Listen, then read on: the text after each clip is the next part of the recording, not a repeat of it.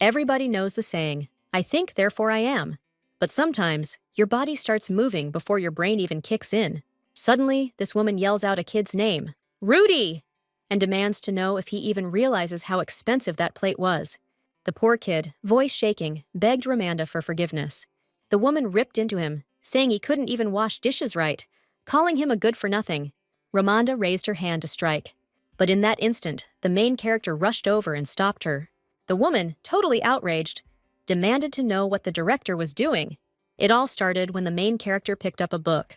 Back then, she lived in a city with 1 million unemployed young people. Just another face in the crowd looking for a job. Her situation was rougher than most. Orphaned, raised in a group home, and only a high school diploma to her name. She had no connections, no fancy education to fall back on. Landing a job seemed damn near impossible, but somehow, against all odds, she found work at some hole-in-the-wall company.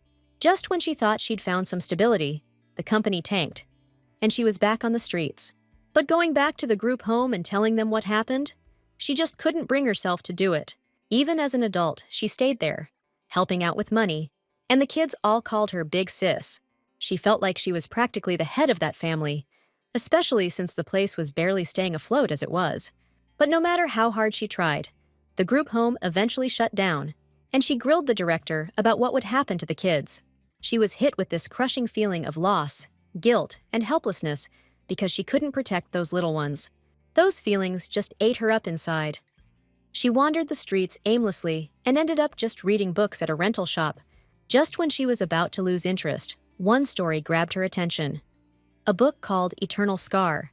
The book was packed to the gills with every cliché you can imagine. The main dude and the girl grew up in the same orphanage. The orphanage director was a total monster. She abused the kids and even got them mixed up in some shady stuff.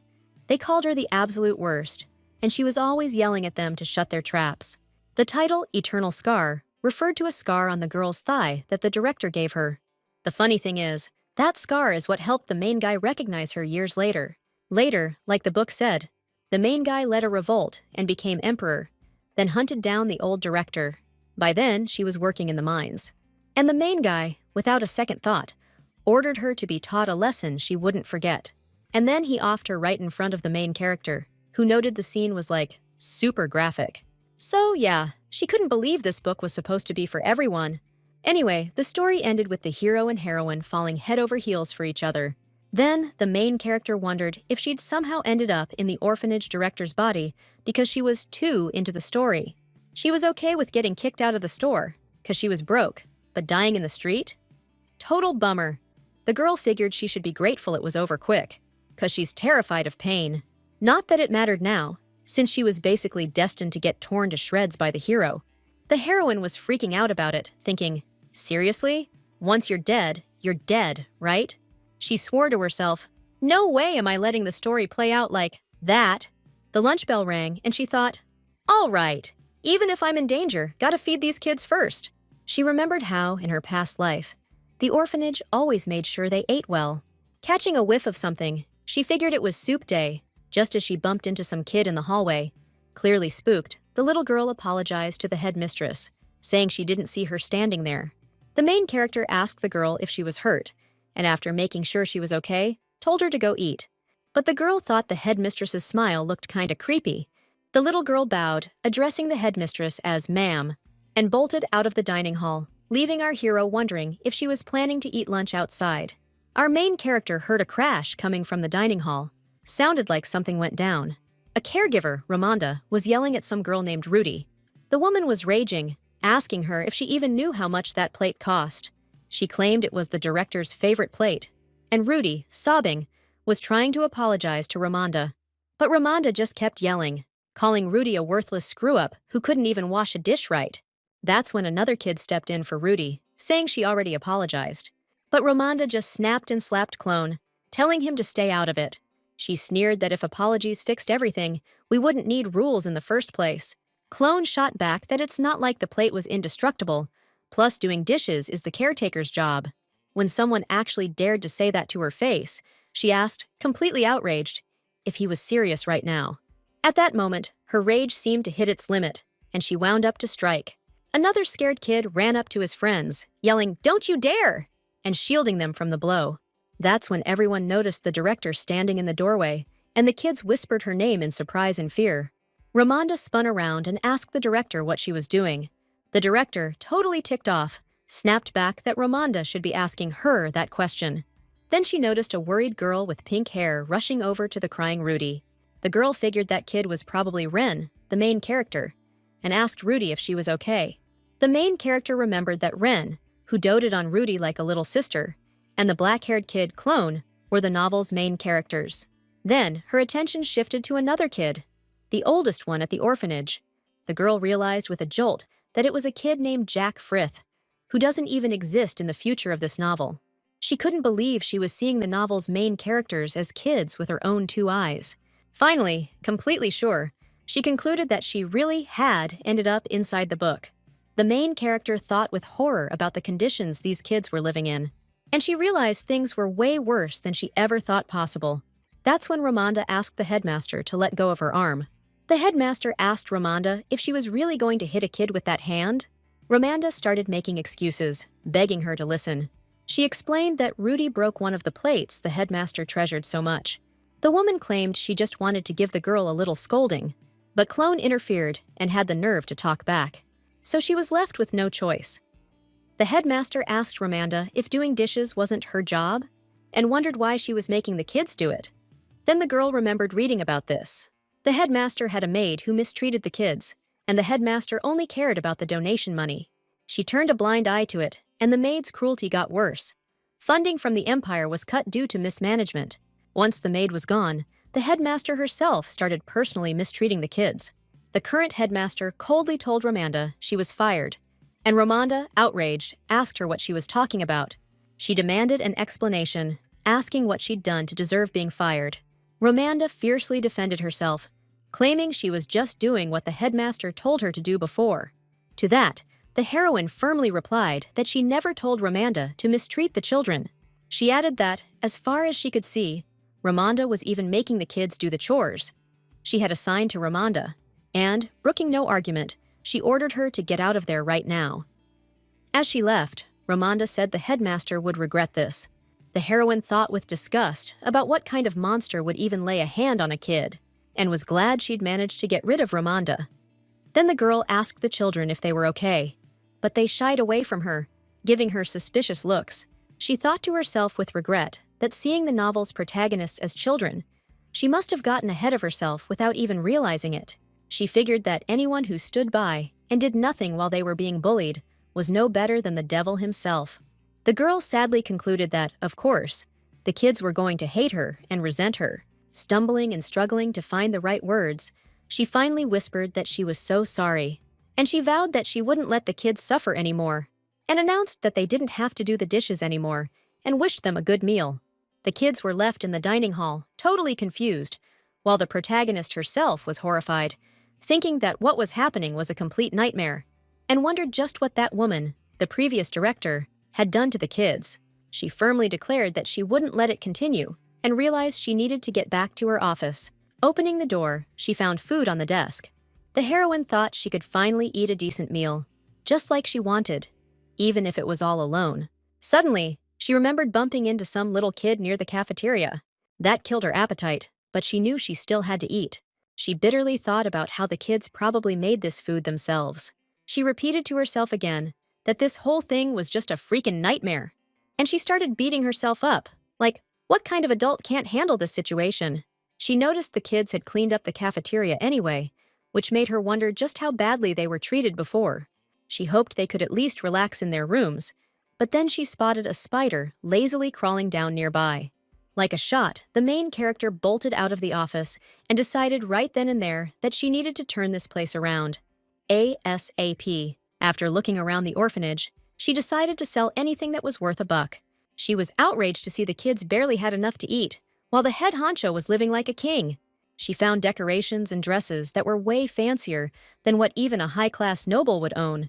The main character remembered that the body's original owner, Ciela Perunt, was a low-ranking noble from the sticks.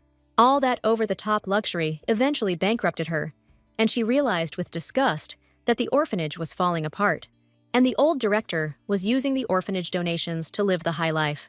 No wonder Clone tore her to shreds, and that she also played a part in making the kids hate nobles. She gave her new look a critical once-over, noting that even in the simplest dress, the neckline was way too low. Still, the main character looked in the mirror and thought, "For a villain, I'm not half bad." All right, she decided. Time to hit the road.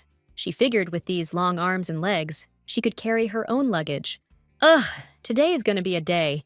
Gotta hit a ton of places, and then I gotta take that freaking bell off the door when I get back. Should I tell the kids I'm stepping out for a bit? Nah, that'll just freak 'em out. They're probably still shaken up from what happened this morning anyway. And if that thing they're scared of even gets close again, it'll just make 'em clam up even more. Meanwhile, the kids spotted her from the window, wondering where she was headed with all that stuff. Yo, what's going on out there? Jack asked. The head honcho just left with a bunch of fancy-looking junk, Eddie replied. That witch! The boy exclaimed, totally pissed. Then Clone showed up, asking, What's all the commotion about? He had Ren on his back, looking weak and pale. Looks like the director finally made it. She thought with relief that if it weren't for that scene in the book where Claude and Ren run away, she'd probably still be wandering around lost. She remembered it was the part where they snuck off, unable to take the headmaster's bullying anymore. She recalled in the book the kids ran off to enjoy the festival, but they got caught before they could get very far. It made her wonder when the festival was this year and how old the kids even were. The main character mentally grumbled, noting that even after searching the headmaster's office and tearing through all the papers, she still couldn't find any info about the kids. Someone who doesn't even care about running the orphanage isn't likely to be interested in the kids. All she knew was that Ren came down with a terrible fever when he was 10. Finally, she decided she'd ask Jack when he got back, and that she needed to figure out what time of year it was, so she could make a plan. She approached the carriage rental place and greeted him politely, but the guy didn't answer right away because he was too busy checking her out. Annoyed, she thought that even though she'd put on one of her most inconspicuous dresses, it was still drawing attention. Then she turned to the attendant again, more insistent this time, and said she wanted to hire a carriage. The guy told her a carriage rental was 15 silver, but if she needed a driver, the price would be 35 silver. She quickly did the mental math to convert that to modern money, and was a little surprised it was cheaper than she expected, so she booked the carriage with a driver for a round trip. When they arrived at the jeweler's, the driver offered her his hand. She figured that in this world, offering an escort was just considered good manners, but she wasn't about to take the hand of someone who was looking at her like that. So she declined, saying it wasn't necessary. The girl told the driver to wait for her there, adding that she'd go in alone from this point. The jewelry store was gorgeous, the display window sparkling with light. Stepping inside, she was greeted by the jeweler. She told him she was there to sell some jewelry, and the jeweler said she'd come to the right place. He started hyping up his shop, claiming that nowhere else appreciates precious stones like they do here. The girl dumped everything she'd brought in her shawl onto the table. After looking over the goods, the jeweler remarked that they were beautiful jewels and assured her they'd live up to her expectations. The jeweler asked her to wait a bit, adding that he'd take his time and give them a closer look. While the girl waited, she thought that the jewelry seemed to be much more valuable than she'd thought. For a while, she wouldn't have to worry about funding the shelter. After a while, the jeweler confirmed that, just as he thought, all the stones were high quality, and offered 650 gold pieces for everything. She mentally converted the amount into modern money, and noted to herself that it was kind of good, though she still couldn't tell their real worth. The woman thought to herself, annoyed, that this guy had been looking down his nose at her from the jump. From the store owner's perspective, she probably looked like some clueless girl who didn't know the first thing about market prices. Then she straight up accused the jeweler of treating her like she was beneath him. When he tried to argue, asking what she meant, she firmly stated that he was trying to pull a fast one on her right then and there. In the director's office, the girl found out she'd embezzled over 1,000 gold pieces in a year. She also learned that she'd been splurging on luxury items using not just donations, but her own money too. That's why our girl was sure these jewels had to be worth more than 650 gold. The jeweler tried to defend himself, claiming she could see for herself that it was a fair and accurate appraisal, to which she dryly confirmed that she did see, and that's exactly why she knew she was right. She told him point blank that he was looking at her like some naive rich girl, and at first she thought she was just imagining it. But after hearing the price, realizing she wasn't imagining things, She asked the jeweler if he was trying to insult and swindle a noblewoman. She promised she'd make him pay for that, and the jeweler, terrified, thought it couldn't be possible. But she really was nobility. He started begging for forgiveness, saying he was super sorry. The girl asked if he now admitted he was trying to rip her off. The jeweler, stammering, insisted it wasn't a scam. He'd just adjusted the price a little, that's all. Then, with icy calm, she wondered aloud if she should shorten his lifespan a bit. She added it wasn't a threat, just a thought. And the jeweler panicked again, groveling and repeating how sorry he was. He offered to pay whatever she wanted, just please forgive him. The girl agreed, but on the condition he paid the right price this time, adding that she wasn't exactly known for her patience. The jeweler, hugely relieved, thanked her for giving him another chance and scurried away. Left alone, the girl thought her heart almost stopped from the stress of it all. She thought to herself, thank God that's over, though she didn't fully understand how she pulled it off.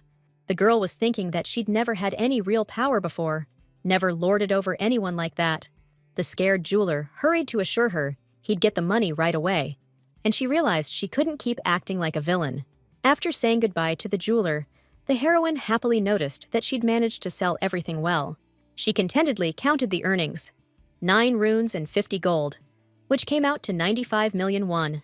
She then noted with indignation that the jeweler had tried to rip her off by more than a quarter, and wondered if she should report him. Then she moved on to planning her expenses, deciding that she needed to buy food and clothes for the kids with the money, and also fix up the crumbling orphanage. Selling the dresses will bring in a little more cash. However, she was overcome with worry when she thought that once she returned everything she'd taken from Ciela, things would be tight. The girl stated with regret that she couldn't get a job herself. There was so much to do and so little money. She started rattling off all the future expenses: food for the kids, clothes, doctor's visits when they get sick. The main character remembered hearing that in Korea, it takes like 100 million to raise a single kid. She did the math in her head, totally freaked out, realizing she had to take care of 5 of them. That's 500 million, which is basically 5,000 gold. And just like that, the carriages carrying our heroine pulled up to the marketplace. The girl found herself in a super crowded market, packed tighter than sardines. She remembered that the boutique from the book only sold designer stuff, and she realized that no matter how fancy Ciel's dresses were, a shop like that would never buy used clothes. Our girl was feeling pretty down, figuring she'd be lucky if they didn't laugh her out of the place. Finally, she spotted a place that looked promising and headed inside. Someone greeted her saying, "Welcome to Clover Fabrics. So, I was wondering if it's possible to sell some clothes here?" The shopkeeper, who's also the owner, explained that they cut and assess the clothes based on the cost of the fabric. She asked if that worked for the customer, and the girl happily said it was perfect. After looking over the items, the owner was thrilled, pointing out that each dress was bought from a high-end boutique. She excitedly listed them off, saying one dress was from Mariana's, another from Katamna's, and the third one is super exclusive. The shopkeeper asked again, like she didn't believe it, "You're really selling these?" and warned her that the price wouldn't even come close to what she paid. But the girl confirmed she was selling them all. The owner said the dresses were in excellent condition, and given the quality, offered 10 gold coins for each dress. For the discontinued one, the shopkeeper offered 15 gold, asking, "What do you say to that?" The girl quickly calculated that about 10 dresses, each worth 10 gold, would add up to more than 100 gold. While the shop owner went to get the cash, our main girl kept browsing. Something caught her eye: the kids' clothes, and she thought to herself, totally smitten, "How adorable is this stuff?" She started picturing Ren, with his pink hair, looking killer in one of those dresses, and Rudy would just be ridiculously cute in a romper. She also figured she could alter some of the outfits for Rudy herself. She was pretty handy like that.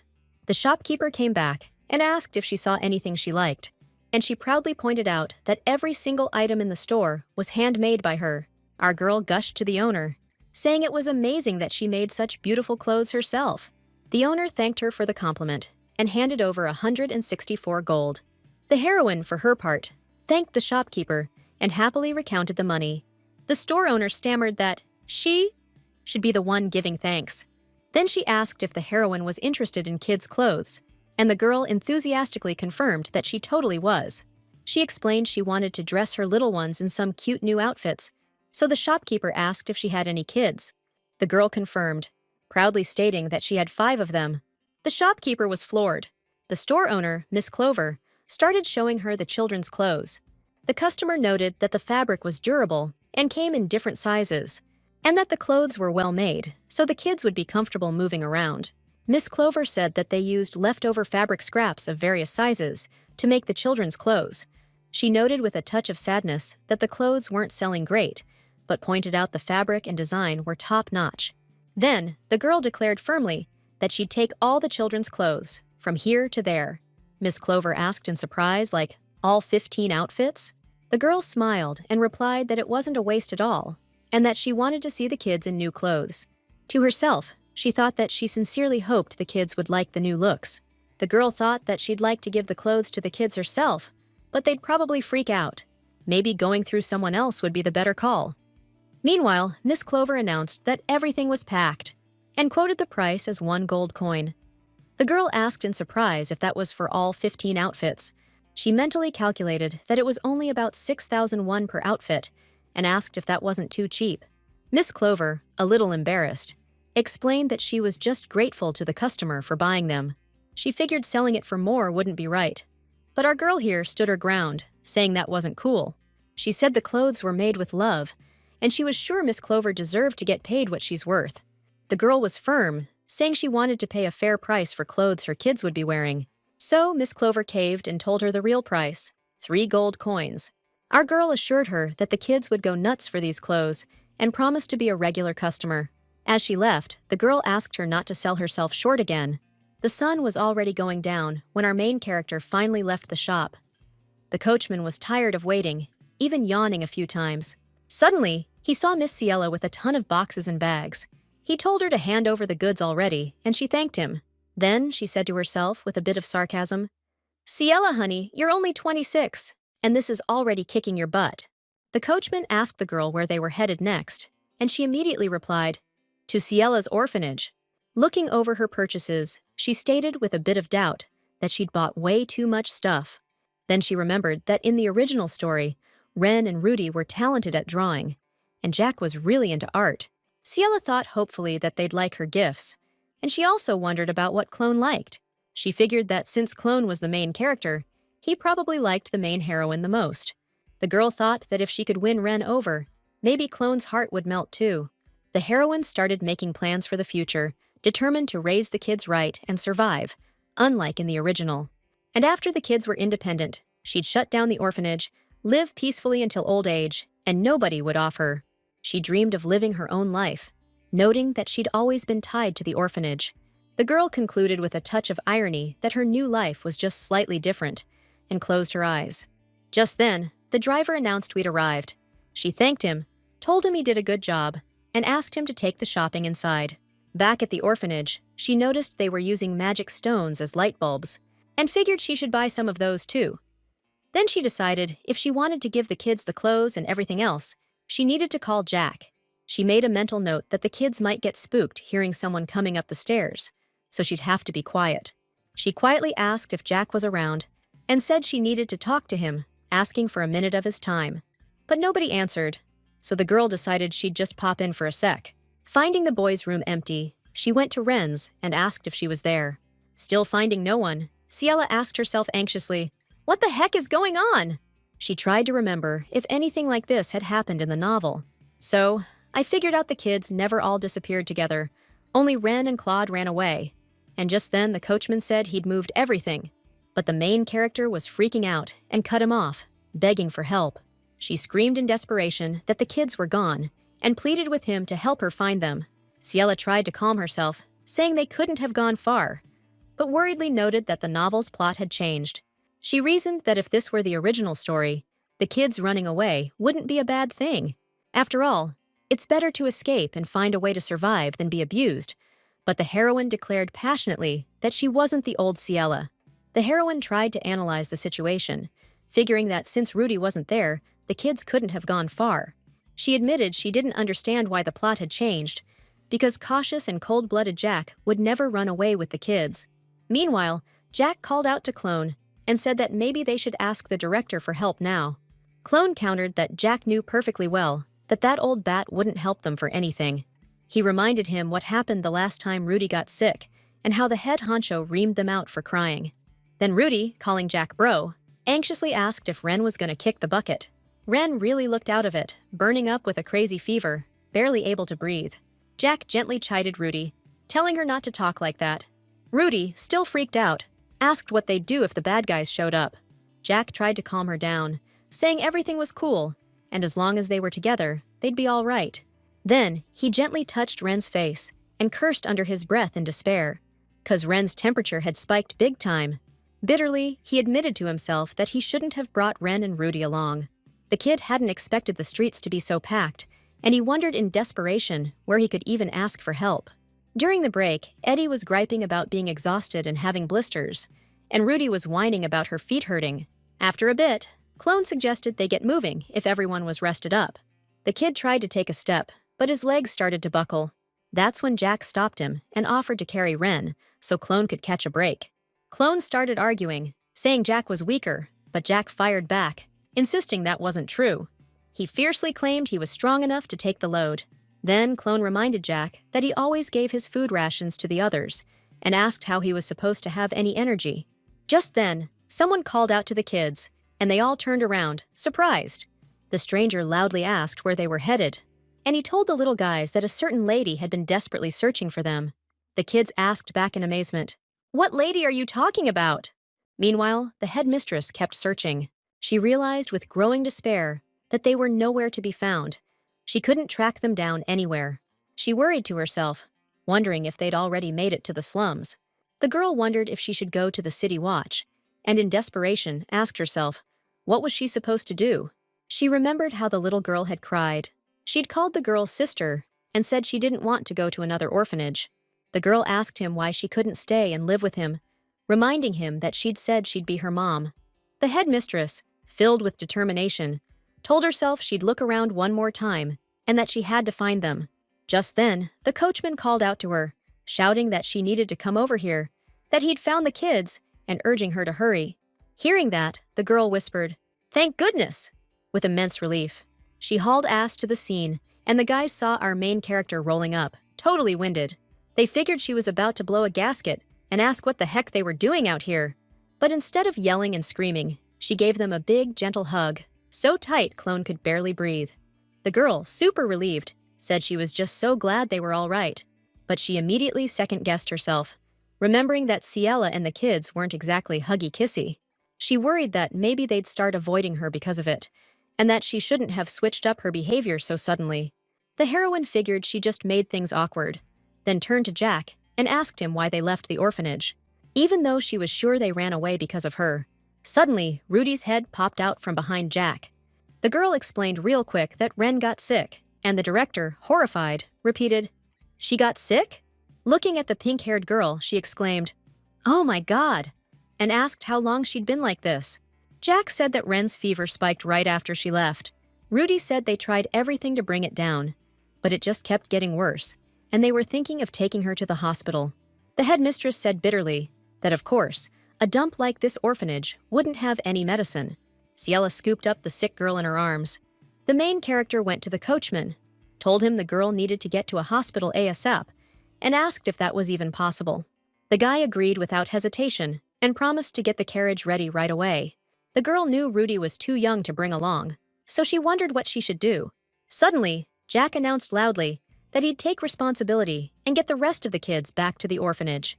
Those words sparked a furious reaction from Clone. He asked if his brother actually trusted this person? "Jack, knock it off!" Clona heard him bark. The driver yelled, "All aboard! Let's get this show on the road!" Ciela turned to Jack. "You remember the way back, right?" The kid gave her the thumbs up. "Got it memorized." The director said, "I'm counting on you, kid. Be careful on the way back now." "And hey," she added, "if you guys get hungry, feel free to whip something up." Jack was floored. "Wait, she actually said she's counting on me?" The kids were bug-eyed. "Wait, we're really allowed to eat." Ciela tried to smile, hoping to ease the tension, but she quickly realized with a sigh that it totally backfired. In the carriage, she thought with worry and sadness, "I never expected Ren to get sick today. Hard to believe that little guy's 10 years old," the director said, her voice heavy with regret. I feel terrible. She figured Ren must have been feeling rough since this morning, but she hid it, scared of getting chewed out. The doc checked Ren over and said she's running a high fever, and if we'd waited any longer, things could have gotten real bad. He said she'll be fine after some good rest, and the director thanked him. Then, she sat by Ren's bed, worried, noticing the girl looked even thinner because she was sick. She sadly realized it wasn't just Ren. All the kids were way too skinny for their age. The heroine decided that when they got back, she was gonna feed those kids some real nutritious food. Then it hit her! If Ren's 10 now, then maybe the poor kids already got certain developments. She was relieved to see that the scar on her thigh, the one mentioned in the book, wasn't there yet. The girl thought that if Ren didn't have that scar, her relationship with the kids might not be completely ruined. Right then Ren, delirious, called out for her mom, begging her not to leave. Ren moaned again, pleading with her mommy not to abandon her, and apologizing. Ciela quietly told the girl she didn't need to cry or be scared. Looking at the sick girl, she bitterly thought that Ren couldn't even say she was sick, and the other kids had even run off. The girl firmly concluded that this wasn't the time to worry about herself. The main thing was to help the kids. She resolved that she had to do everything to make sure the kids weren't hurting anymore, and to make sure they could grow up healthy and happy. The heroine promised herself she wouldn't let the kids suffer or be sad, and that she needed to make a plan for what to do next. Leaning over the sleeping Ren, she quietly wished her a good night's sleep, adding that she would protect her. Ren, half asleep, found it strange, noting that the headmistress wouldn't normally say things like that. But, to her own surprise, she somehow wanted to believe Miss Ciela. Ren hopefully thought she would have a nice dream. The next day, the headmistress asked Ren if she was sure she was feeling all right. She mentioned the doc said Ren's good to go home, but she's still worried sick. Ren piped up, all confident, saying she's seriously fine, and that she's just worried about Rudy and wants to get back to the orphanage ASAP. Then the headmistress suggested they head outside, since the carriage will be here any minute, and told Ren to let her know if she feels even a little off. Taking the girl's hand, she thought with a slight blush that holding kids' hands had become a real habit from her past life. Ren must have been super surprised, right? But, against Ciel's expectations, Ren squeezed the headmistress's hand tighter and quietly said it was time to go, which kinda threw the headmistress for a loop. The coachman rolled up and politely offered them a ride, and the headmistress, turning to Ren, smiled and told her to hop in. While they were riding, the headmistress showed Ren the bags and explained that they were all medicine. She rattled off what was inside: fever meds, something for her stomach, and some disinfectant stuff. Ciela made Ren promise to tell her from now on if he ever felt sick. She told herself firmly that she had to do everything she could to make sure what happened yesterday never happened again. But she noted with annoyance that all she knew right now was the kids' ages. Ren and Clone were 10, Rudy was 7, and Jack was 14. In the book, these four were the main characters from the orphanage. Then her thoughts switched to the girl with short hair. The protagonist asked herself, puzzled, who this kid was. At that moment, Ren, stumbling a little, said she didn't know if the director would get mad at what she was about to say. But she thinks the director has changed. She added that the director wouldn't have taken her to the hospital before, or bought her medicine, or been so nice and kind in general. The director, listening to her, thought that Ren must still be afraid of her, but had still mustered the courage to speak up. The protagonist confessed to Ren that she wanted to change. She understands that she hurt the children a lot before, but she doesn't know how to heal these wounds, and she asked the guys to tell her from now on if they get sick. She also said she wants them to be able to tell her straight up when they're hungry. Ciela declared that's the kind of guardian she wants to be. When they arrived, the headmistress thanked the coachman for his help, saying he'd been through a lot. The guy humbly replied, "Nah, it was nothing," and told them to call him again if they needed a ride. Then the coachman, looking a little embarrassed, added that he was also really sorry. He started gushing about Miss Ciela, saying he'd never seen a woman as beautiful as her before, and confessed that he kinda lost it for a sec and messed up. She figured he was talking about how he was staring at her when they first met. The coachman kept apologizing, saying that if he offended her, he was truly sorry and asked for her forgiveness. The headmistress said it was okay, and advised him to be more careful next time. Back at the orphanage, the kids swarmed them, relieved. Clan shouted, "Thank God!" The boy ran up first, asking Ren anxiously if she was okay, and if she was still hurting. Ren told him she got a great night's sleep at the hospital, so she wasn't hurting anymore. Then, Rudy happily called out to her sis. Ren asked her if she'd been crying because she was gone. Rudy said she hadn't cried. Watching all this, the headmistress remembered their backstory. Ren and Clone were abandoned in front of the cathedral on the same day, and they'd been together ever since. Naturally, their bond grew strong. But it was Ren who took in Rudy, who was dying in the slums. After the split with Clone, it was just the two of them. To protect Ren, Rudy trained in swordsmanship under a master of the cat tribe and became a gladiator. There was a time when Ren remembered the Ciela orphanage and tearfully apologized to Rudy. She said she was sorry she took her from one bad situation into something even worse. Rudy's like, "If Ren's with me, anywhere's paradise," and tells his sister to dry her eyes. The head honcho figures Ren's bond with Rudy might even be tighter than with Clone. And just then, Jack's all, "Thank goodness, Ren," like he dodged a bullet. The head thought, with no grown-ups around, these kids stayed safe only 'cause of Jack. Right then, Jack tells Clone to lay off Ren, 'cause she's still recovering. Clone starts arguing he wasn't bothering her, but the head thinks Jack's hiding some serious hostility. Unlike Clone, who wears it on his sleeve, Jack worries her way more, 'cause you gotta watch out for the quiet ones. Knowing Jack, he'll doubt her till the bitter end. It's just how he was raised. Then, the girl's thoughts drifted to another girl, one they never talked about in the book. Back to business, the head tells Ren to go inside and chill, and asks Jack to pop into her office for a sec. In the office, Jack's surprised, asking why it looks so much emptier than before. The director said she put the cocoa, snacks, and everything else in the kitchen, so he can grab a bite whenever he wants.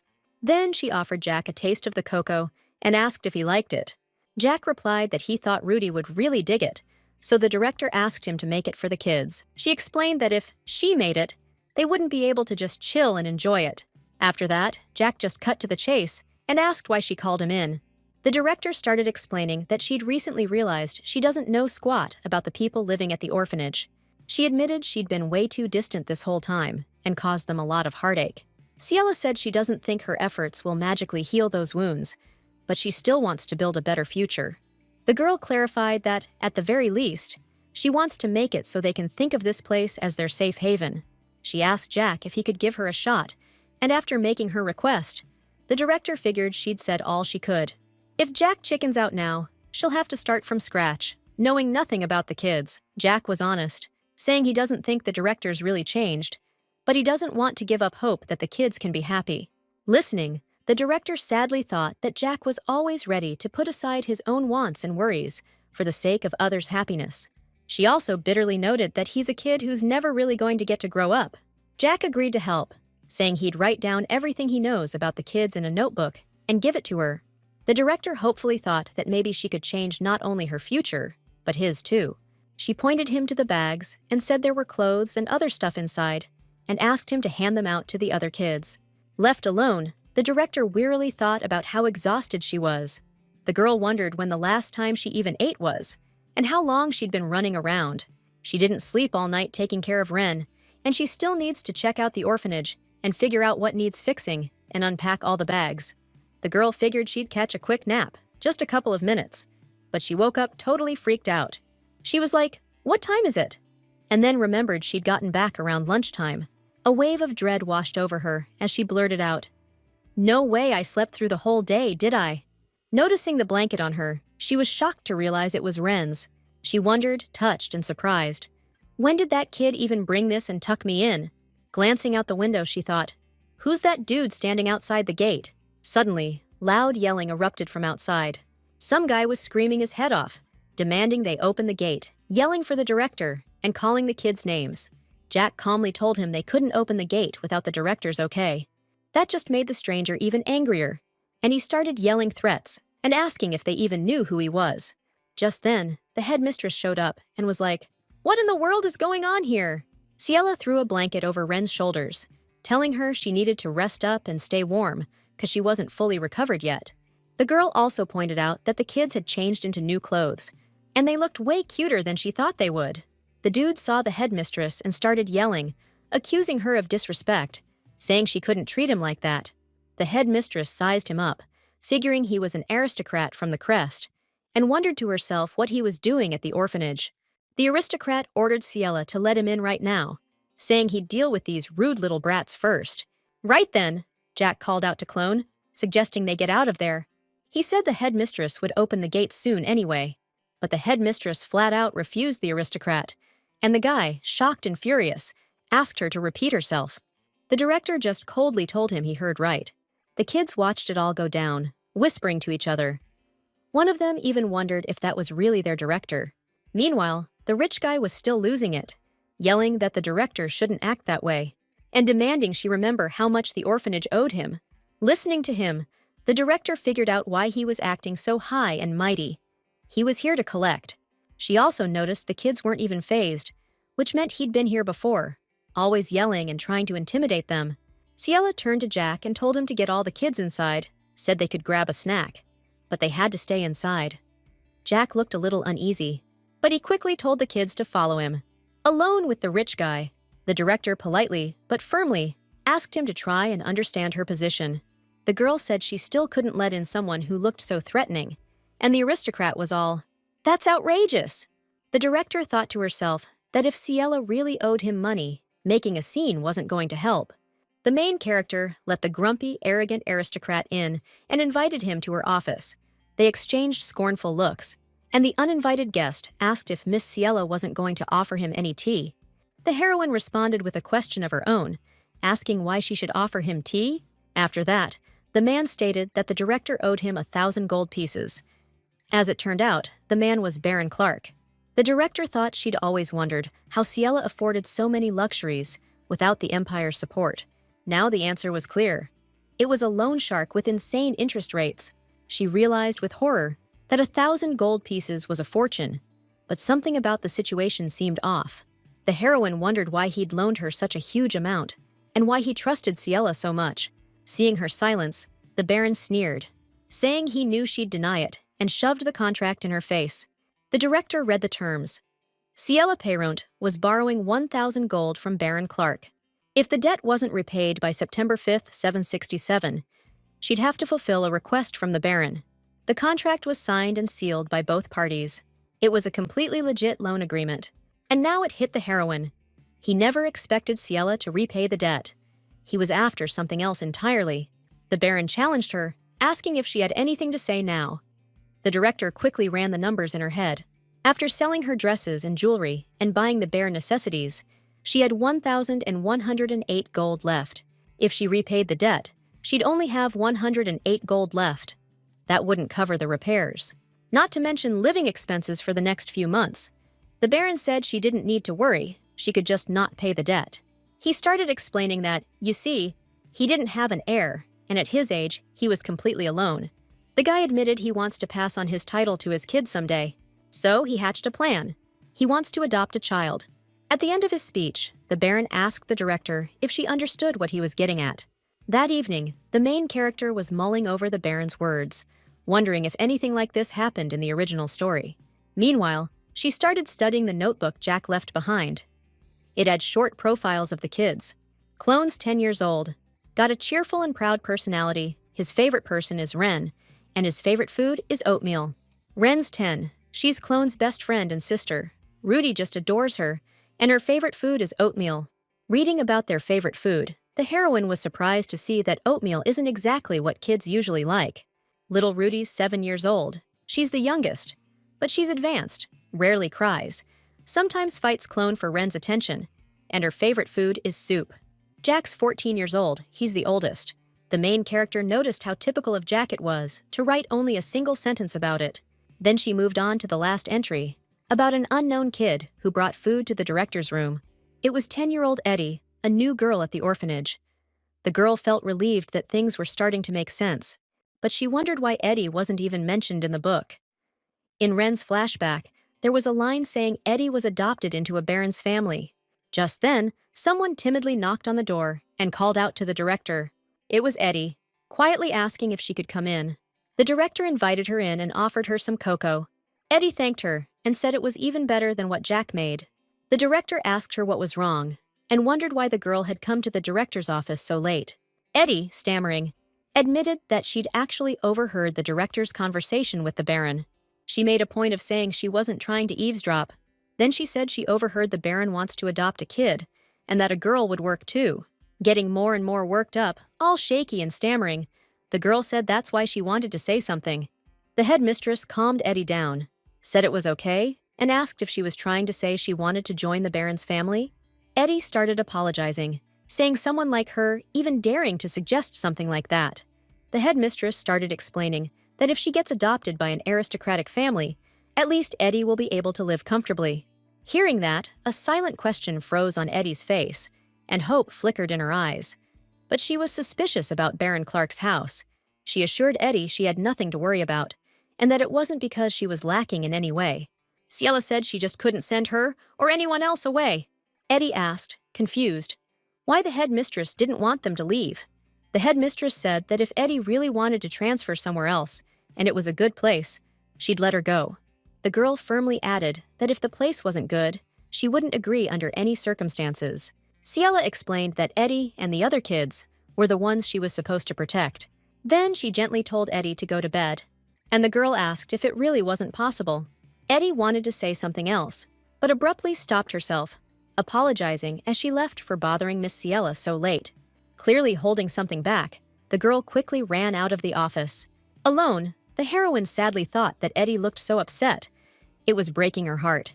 She remembered that in the original story, there was a scene where an adult Wren regretfully recalled her childhood. It said that Eddie was adopted by a baron's family, and then it said that terrible news soon followed. It turned out that Eddie passed away due to the baron's unspeakable actions. This memory ended with Wren wondering what would have happened if the orphanage kids had paid more attention back then. With a heavy heart, the director asked herself how she could give Eddie away, knowing all this. She analyzed the baron's words. He spoke convincingly about a lonely old age and having no heir. But then he added the condition that it absolutely had to be a girl. She sadly realized that in the original story, Eddie begged to be adopted, just like she is now. The original Ciela, unable to pay her debt, gave the girl away without a second thought. Soon after the adoption, Eddie was found dead, though the kids at the orphanage found out much later. The reason Eddie wanted to be adopted so badly wasn't about climbing the social ladder. It was all because of the feeling of being left out among the other kids. Eddie, who had only recently arrived at the orphanage, couldn't fit in with the group of kids who had lived there for years. The other kids were totally oblivious, just focused on staying alive. The heroine had to admit, she understood why Eddie was upset by what she'd said. But knowing what she knows, she can't just send her to her doom. The girl thought hopefully that it wasn't too late, and Eddie just needed a chance to connect with the other kids. The next morning, the Baron came back and asked the director if she'd chosen a child. He announced he liked the girl with the pink hair, and added that the youngest one would do too. Listening to him, the heroine thought furiously that this piece of garbage thought the kids were just some kind of merchandise. Instead of answering, she slammed a bag with 1,000 gold on the table and ordered him to take it and get the hell out of her orphanage. The Baron, stunned and furious, asked what "get the hell out" meant, outraged at the disrespect. The director said, cold as ice, that they weren't bound by any obligation anymore, so why should she show him any respect? She stated flatly that this place had always been under her thumb, and she'd decide how to treat guests, not him. The Baron asked, with a nasty edge, where she got that kind of money. He told her she better think things through, because if she borrowed from the wrong people, she'd be in deep trouble. The Baron, furious at being treated like that, yelled, asking how she dared talk to him like that, and the director just commented on how loud he was. She said if he came for the cash, he could take it and leave, and asked why he was still running his mouth. Ciela explained coolly that if you looked at it objectively, their titles were pretty much on the same level. She added that even a fallen aristocrat remains an aristocrat until the title's sold off. Then the heroine got insistent, demanding he get out of there, saying it was almost lunchtime and she had kids to feed. She stated firmly that they had nothing left to talk about, so he should leave the loan documents and get lost. Since she doesn't want to see him anymore, she demanded he hand over the contract too. The Baron tossed the paper on the floor, disgusted. As he left, the Baron snarled that Ciela Perunt would live to regret this. Once the Baron was finally gone, the main character thought with pride and relief that she'd settled all her debts. Then she decided she really needed to get lunch ready for the kids. Meanwhile, that wacky clone burst into the girl's bedroom, complaining that the headmistress was acting totally sus. He confessed that Miss Ciela had just told him the kids needed to wait while she cooked them lunch. Clone wondered if she was going to poison the food, then answered his own question, saying that Witch definitely would. Jack told Clone to stop saying crazy stuff. Clone pointed out that even so, it was super weird that she'd suddenly started cooking for them. Jack said the boss ladies really changed lately, buying them medicine, toys, even clothes. Ren chimed in, saying maybe Miss Ciela really has turned over a new leaf. The girl remembered faking sleep in the hospital, hearing everything, and Miss Ciela promised to protect her. Ren thought it sounded genuine, noting the difference in her actions and the way she spoke. Ren confessed she wants to believe Miss Ciela, even a little, but Clone immediately shot that down. He reminded them that this witch would curse Rudy if he even sniffled, while she stuffed her face with greasy food. The kid insisted, all fired up, that someone like that doesn't just change overnight. Then Clone turned to Eddie and asked what she thought about all this. The girl was quiet for a long time, just kind of mumbling. Finally, Eddie stammered out that Clone's got a point, but Ren's not wrong either, you know? This set Clone off like a powder keg, demanding to know who was right and who was dead wrong. He rolled his eyes and called the shy girl a real drag. Ren nudged him lightly with her elbow, telling him to cut the crap. Eddie pointed out that, compared to before, things have changed. The headmaster doesn't fly off the handle and get physical anymore. But the big question mark is whether Miss Ciela has really changed, like Ren claims. Eddie remembered how the headmaster used to talk to them like they were just a pain in the neck. But lately, she has been nice. Eddie concluded that she thinks Ren's right. She clarified that she can't be 100% sure, but she really does think the headmaster's changed. Then Eddie started stammering again and mumbled an apology to Clone. Clone asked what she was apologizing for. She just gave her opinion. He told her to stop overthinking and sweating the small stuff, because when she shrinks down like that, it can look like he's messing with her. Then Ren asked if it was true he'd never mess with anyone, and Clone, surprised, was like, "What are you even talking about?" Ren laughed and said she was just kidding. Meanwhile, the main girl was making lunch for the kids. The headmistress tasted her cooking and decided it was good. She announced that the food was ready and told everyone to come eat. Hearing that, the kids froze, shocked that Miss Ciela was actually cooking. Clone gave the order. "We gotta check if she put anything extra in the food." Jack said they needed to hurry and get down there. Ren suggested Eddie go with her, and feeling the warmth of the pink-haired girl's hands, Eddie agreed. When they walked in, the headmistress told them to come in and said that today the kids were having a full-course meal, telling them to take their seats. Rudy mumbled that it smelled good. Clone asked, surprised, what a full-course meal even meant for kids. Okay, so the headmistress started laying out the lunch plan. Clone and Rudy get meat patties and soup. Ren and Eddie are having fried rice for lunch, and Jack gets a hummus. It smelled incredible. The kids couldn't believe they were actually allowed to eat this stuff. They were whispering about how this kind of food is usually only for the super rich, like total high society types. The headmistress was thinking she didn't want their lives to be dictated by social class, power, or a fat bank account. She wanted them to be able to enjoy a good meal, or appreciate something beautiful. That's the kind of people she wants to help them become. She noticed the kids had probably never used a knife before. They were all watching her instead of eating. And what's more, they were worried if the food was even safe to eat. Then the heroine said she'd forgotten something and announced she'd be in the director's office. Secretly, she was hoping they could finally eat in peace. As she left, she noted with slight disappointment that the first try is always a flop. She decided that since it went down like that, she'd keep cooking for them often, so the food wouldn't seem so weird. The girl planned to make more varied and special dishes, but then she remembered with regret that she was broke. She sadly thought she never would have guessed she'd lose $1,000 in gold to debts in a heartbeat. She figured she only had a measly 108 gold left now. Even if she does all the repairs on the orphanage herself, she still needs materials. She calculated that'll cost 3 gold alone, not counting living expenses. And with the cost of the kids' education and food, that money'll last 6 months, tops. The heroine came to the grim realization that even if they managed to survive, life wouldn't be a walk in the park. More like a miserable, dirt-poor existence. Bottom line, the main character admitted she desperately needed some backing. The original Sienna screwed things up, and the Imperial support dried up ages ago. The heroine sadly noted that even a little help from anyone would be a godsend. Otherwise, the orphanage would quickly fall apart. So she figured she needed to find a steady, reliable source of funding. The girl remembered she had someone in mind, because according to the original story, This was the guy who eventually adopted Clone. It was the man who would one day make the boy emperor. The heroine decided to bet on him, knowing the huge risk that if the plan failed, she could pay the ultimate price. But if it all worked out, he'd be the most rock-solid backer anyone could ask for. So, that man, the orphanage's potential benefactor, read the main character's letter. He made a point of saying that girls got guts. Then, he ordered his right-hand man to dig up everything on Ciel Perunt and bring her to him. A little while later, a fancy-ass carriage pulled up to the orphanage, and Miss Ciel was just racking her brain about what to make for dinner. The stranger introduced himself as Rick Henneman, aide to His Grace, Duke Creeman.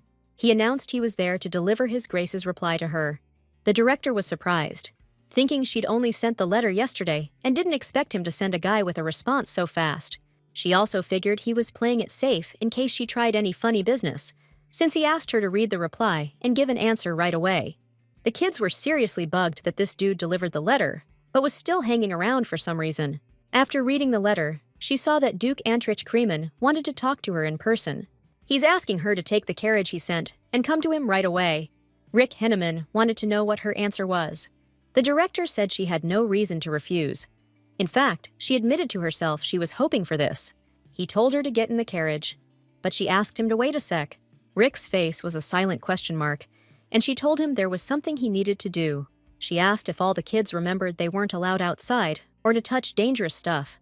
Miss Ciela announced she'd made sandwiches so the kids could eat if they got hungry, and added that they shouldn't eat too much cold food, or they might get a tummy ache. She warned them that if a stranger asked them to open the door, they absolutely couldn't let him in. And she was thinking about what else to say. But Clone cut the director off, pissed that they already got the message. Enough with the instructions. The heroine was surprised that the kids were showing their feelings way more openly around her. Did that mean they were getting more comfortable with her? Ciela remembered that the kids went missing during her first outing, so she was super worried it could happen again. The director assured the kids it wouldn't take long and promised to hit the market on the way back. She asked Clone if there was anything he wanted to eat. The boy hesitated for a long time, then mumbled something quietly and unclearly. When they asked him to repeat what he said, he shouted loudly and firmly that he wanted cutlets. Then, stammering, he added that he wanted to try a kid's meal, or whatever it's called. The girl beamed and asked if he liked the cutlets she made that much. The boy vehemently denied it, insisting that wasn't it at all. It's just that he'd never had food like that before. He swore up and down it wasn't about the taste, just plain curiosity. But the heroine thought it was super cute. Then the girl went around asking the other kids the same thing. Rudy piped up all excited, saying she wanted whatever Jack was having. Miss Ciela pointed out she was talking about omarishi and wondered what Ren and Eddie would like to try. Eddie got totally flustered and couldn't bring herself to answer. That's when Ren jumped in to help her out of the awkwardness, suggesting they get fried rice together again. Eddie asked, all hopeful, if they really could. They told her of course they could, and asked if she wanted anything else. Eddie, stumbling over her words a little, said no thanks. She just really liked the fried rice. The heroine used to think Eddie and the other kids would need some help warming up to each other. She wondered when they'd gotten so close. But life at the orphanage was getting a little easier. But seeing how fast things were changing, it seems like she underestimated the kids. Clone was asking Ren if the fried rice was good.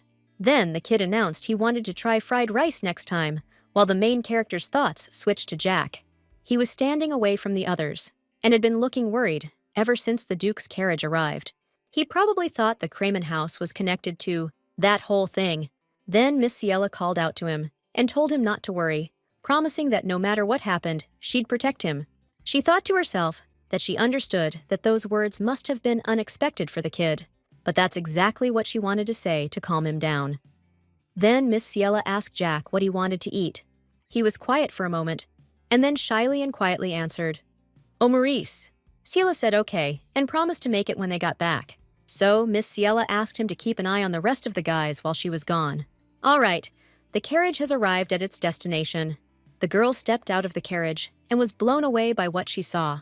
The garden was so huge, you couldn't even see the end of it, and it was beautifully designed.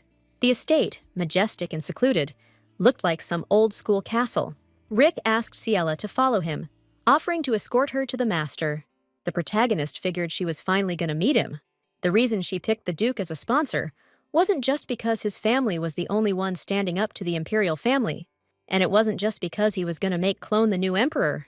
Ciela figured there was nothing wrong with getting on his good side ahead of time, because if anything goes down, he can protect their orphanage, as long as they keep things friendly.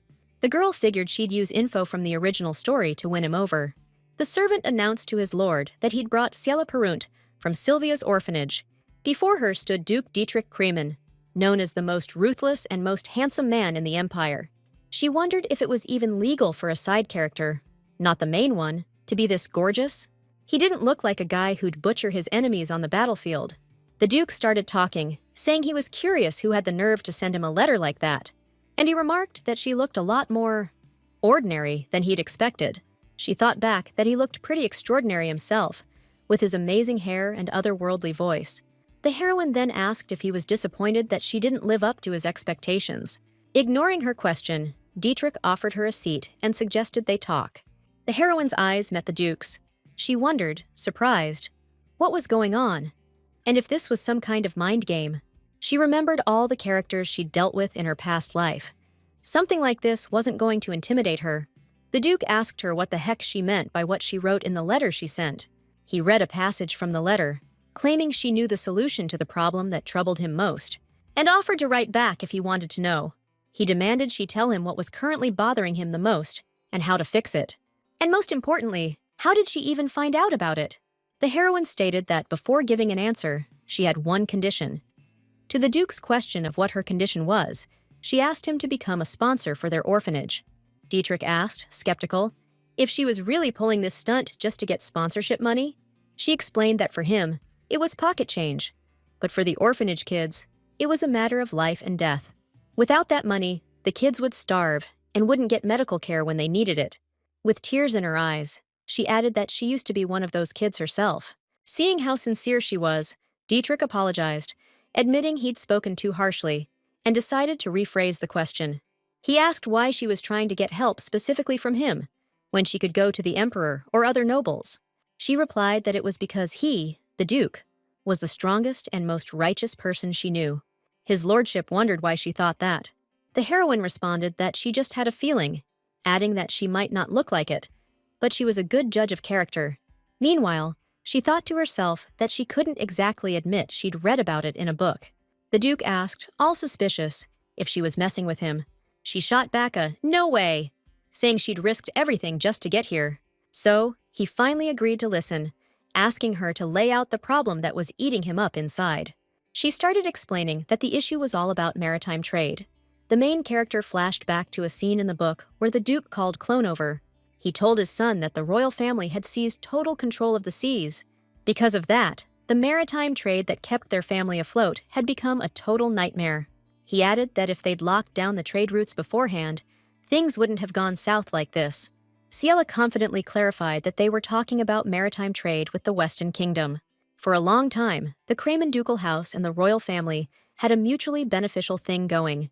The Duke's house became the sword of the imperial family, and in return, the imperial family protected them. But that perfect relationship was shattered by the current emperor, who offed his own brother to seize the throne. The imperial family and the Kremen dukedom started going at each other's throats. The Kingdom of Weston, shrouded in secrecy for ages because of their isolationist policies, finally opened its doors. The imperial family and the Kremen dukedom, already deep into trade, immediately jumped at the chance to establish ties with Weston. However, the heroine pointed out a major snag. The seas near the Kingdom of Weston are swarming with pirates. They can't just start a reckless brawl in foreign waters, and they can't ignore the whirlpools surrounding the kingdom's coast. On top of that, the Kingdom of Weston announced they'll only trade with one partner. So, the imperial family and the Kremen dukedom, locked in a silent battle, are scrambling to find a safe trade route.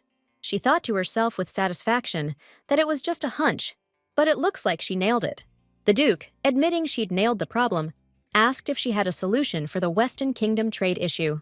The girl asked for a map and a pen, then pointed out he still hadn't answered her question. And again, she asked, would he sponsor their orphanage? Dietrich asked, what gave her the nerve to act so recklessly? He wondered if she thought he was trying to squeeze information out of her. She thought to herself that she'd already kicked the bucket once, so she was willing to bet her life where she had a fighting chance. She was sure he'd already dug up dirt on her and knew she wasn't exactly someone to write home about. But still, Ciela added, she was confident his lordship wouldn't resort to those kinds of tactics. The girl emphasized that if she was giving something, she needed something in return, and asked what he thought about that. The Duke remarked that she was acting like she knew him well, and Rick thought the whole situation was messed up. He figured if Miss Ciel heard the rumors about Duke Crayman, the guy everyone's terrified of, she'd be shaking in her boots. They called his lordship the ice-cold king of the battlefield, showing zero mercy to his enemies. He was respected, sure, but he was also feared like hell. People whispered he might just turn his sword on his own people one day. They called him a monster, cold as ice, never shedding a tear. The Duke was certain she had to have heard all this messed up stuff. But the heroine shot back, saying she knew his lordship wasn't the monster the rumors made him out to be. Dietrich asked her what she'd do if he turned down her offer. Without even a blink, she said she'd leave his estate and head straight for the imperial palace. The guy realized it wasn't just a bluff. She knew all about the connection between the Crayman dukedom and the imperial family. This just piled another problem on his plate, and Dietrich wondered just how much this girl actually knew. Dietrich eventually agreed, but with conditions. He demanded that if the deal went through, she couldn't breathe a word about this conversation, or any of the info she gave him. Ciela said she accepted his terms. Only then did the Duke announce that he accepted her offer. The girl was over the moon that the orphanage was going to get funding from Duke Crayman. Then, she formally asked him to support their orphanage until all the kids were able to make it on their own. If the information she provided turned out to be true, Ciela wanted a written promise of support from him. The girl also insisted that he not ask her about her source. And if the information turned out to be a bust, then he could do whatever he wanted. The Duke was surprised by the modesty of her request and asked if that was really all she wanted. The heroine confirmed it, adding she didn't need to keep the info a secret. Plus, if 5 kids can live happily, that's enough for her. Dietrich just said he understood. He was thinking she was going pretty far for just a guardian, and figured she was one strange lady. The Duke remarked that a lot of parents are downright awful, even to their own kids. Meanwhile, the heroine was racking her brain, remembering what she'd read. Eternal Scar had a whole world guidebook. Back then, she was blown away by the author's attention to detail, and studied that thing for ages. The map showed the routes of key players, locations of important buildings, even trade routes. She needed to recall what was in it, and make some notes on the map. After all, she'd read it carefully. After a while, Ciela stated that she'd given him all the information she had. The Duke, studying the map, could hardly believe even pirate hotspots and coastal whirlpools were marked. Dietrich figured if all this was legit, once the Duke's business took off, even the Emperor wouldn't mess with them.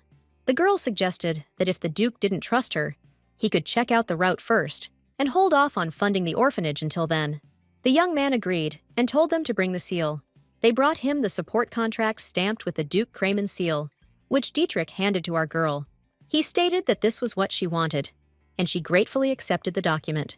Then she said she'd bothered him enough for one day, and since the kids were waiting, she said goodbye and got ready to leave.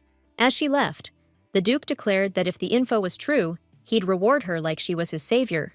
The girl proudly thought that being called the Duke's savior made her stand up a little straighter. Days at the orphanage went by as usual.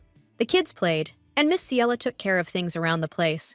She was happy to see the place finally looking like a real home for raising kids. In the past month, she'd fixed everything she could, patched up the ceiling, and worked on the outside walls. She swapped out the old table and chairs, put down a tablecloth, and finally replaced that busted window. Now, as far as she was concerned, everything was just perfect. She was admiring the new window when she suddenly noticed Clone in the reflection, way too high up on the jungle gym. Ren told Clone he was climbing too high.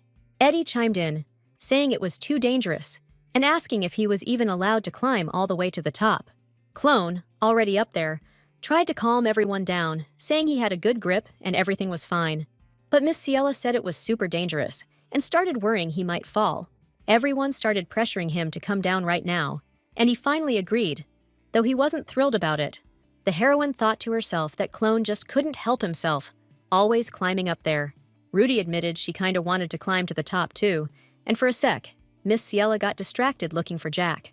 She figured he was probably inside reading, when suddenly, someone screamed that the headmistress had fallen. Everyone started yelling in alarm, and Clone's fingers slipped. The kid was going down. Next thing you know, Clone was safe in the headmistress's arms. The kids gasped, and the heroine asked if Clone was hurt. The boy looked totally stunned, but seemed okay physically, so everyone breathed a sigh of relief. The heroine reminded Clone she told him not to climb so high. It was dangerous. He apologized, looking embarrassed. She made a mental note that this was the first time Clone had ever apologized to her. She said it was good he wasn't hurt, but told him not to do anything dangerous again, and asked if he understood. He confirmed, kinda sheepish. Then she announced that playtime was great, but it was time to eat, and ordered everyone inside to wash their hands. She was thinking how kids that age just run around everywhere. She realized she couldn't stop them from playing just because they might get hurt, and that she needed to watch over them. Just then, she tried to get up and yelped in pain. But then she calmed herself, figuring as long as Clone was okay, it was nothing. She decided she'd better go make lunch, and she could put on a bandage later. Finally, the repairs inside and outside the orphanage were finished. The kids were gradually getting used to the new atmosphere and bonding with each other. The headmistress mentioned that the kids had gotten much closer to her too, even though it wasn't easy getting their relationship to this point. Cielo remembered a conversation during lunch a few weeks back. She suggested the kids open up and chat. The heroine decided to go first, saying they could talk about anything, like how she wanted Clone to stop getting hurt all the time.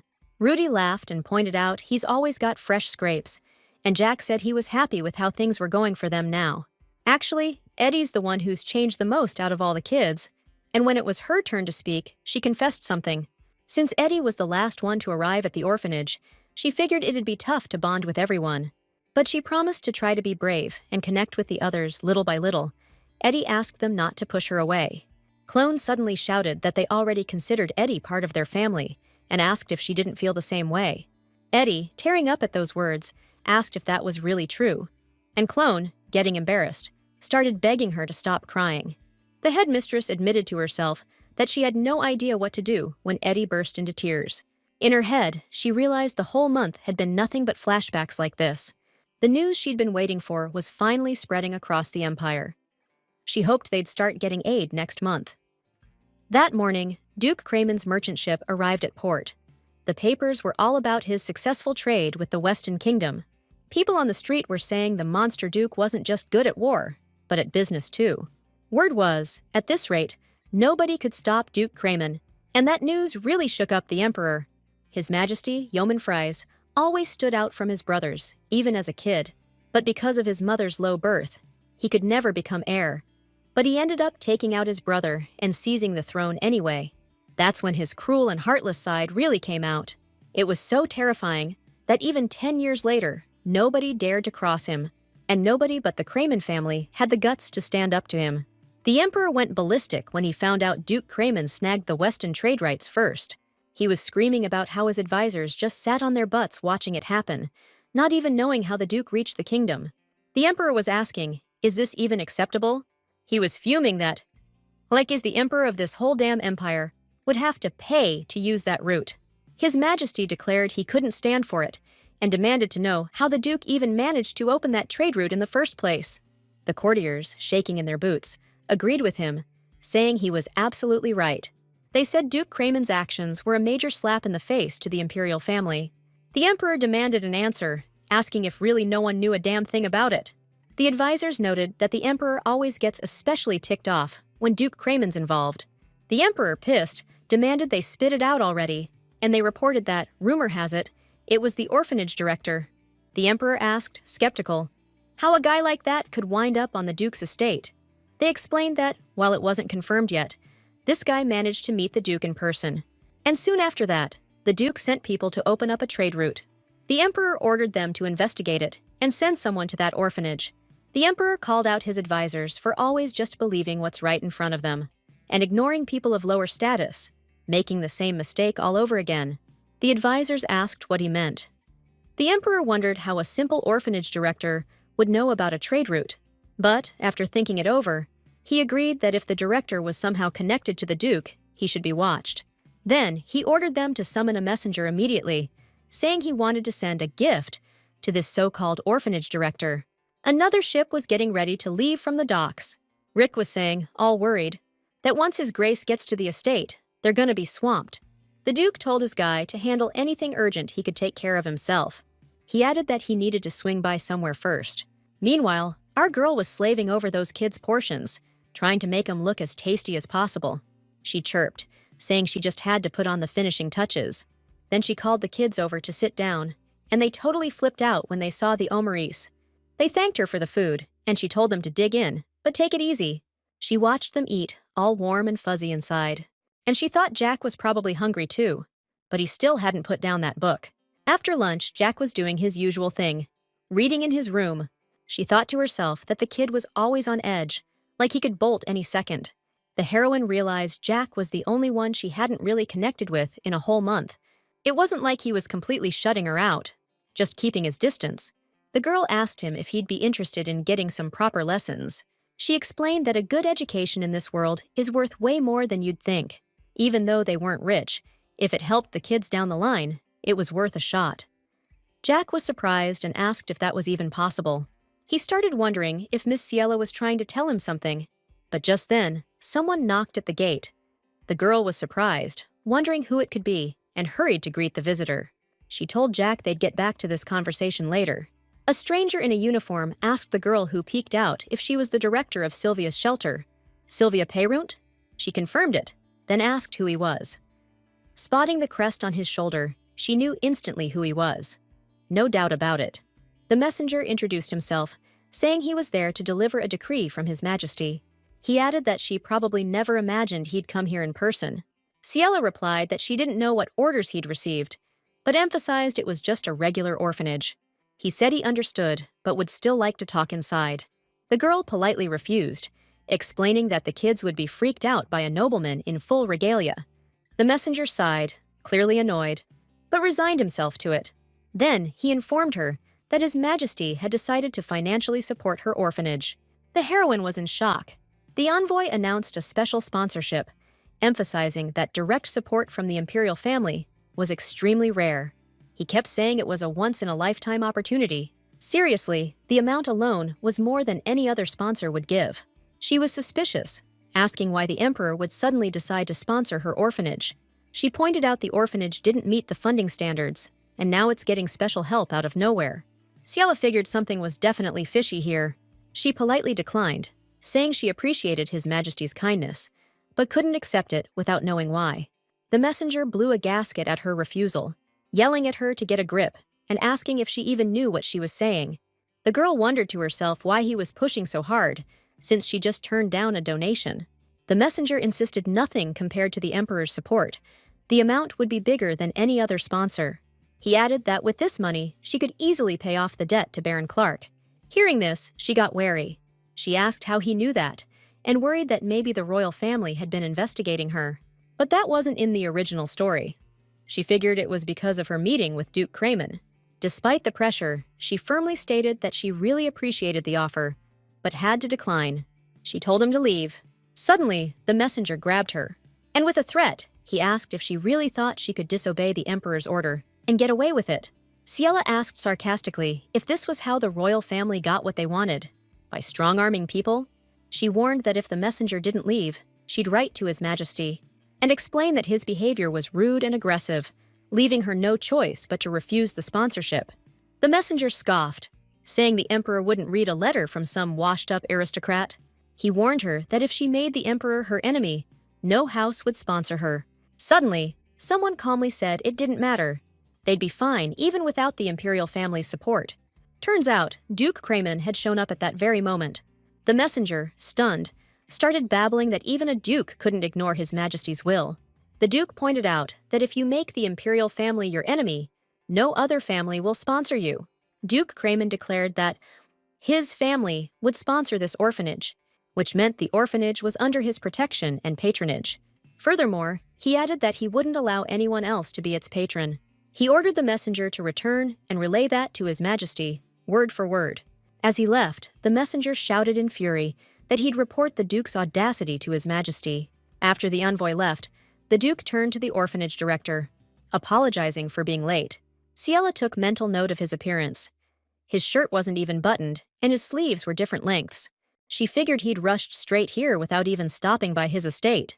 The Duke noticed her staring and asked why she was looking at him like that, implying it was more important than his appearance.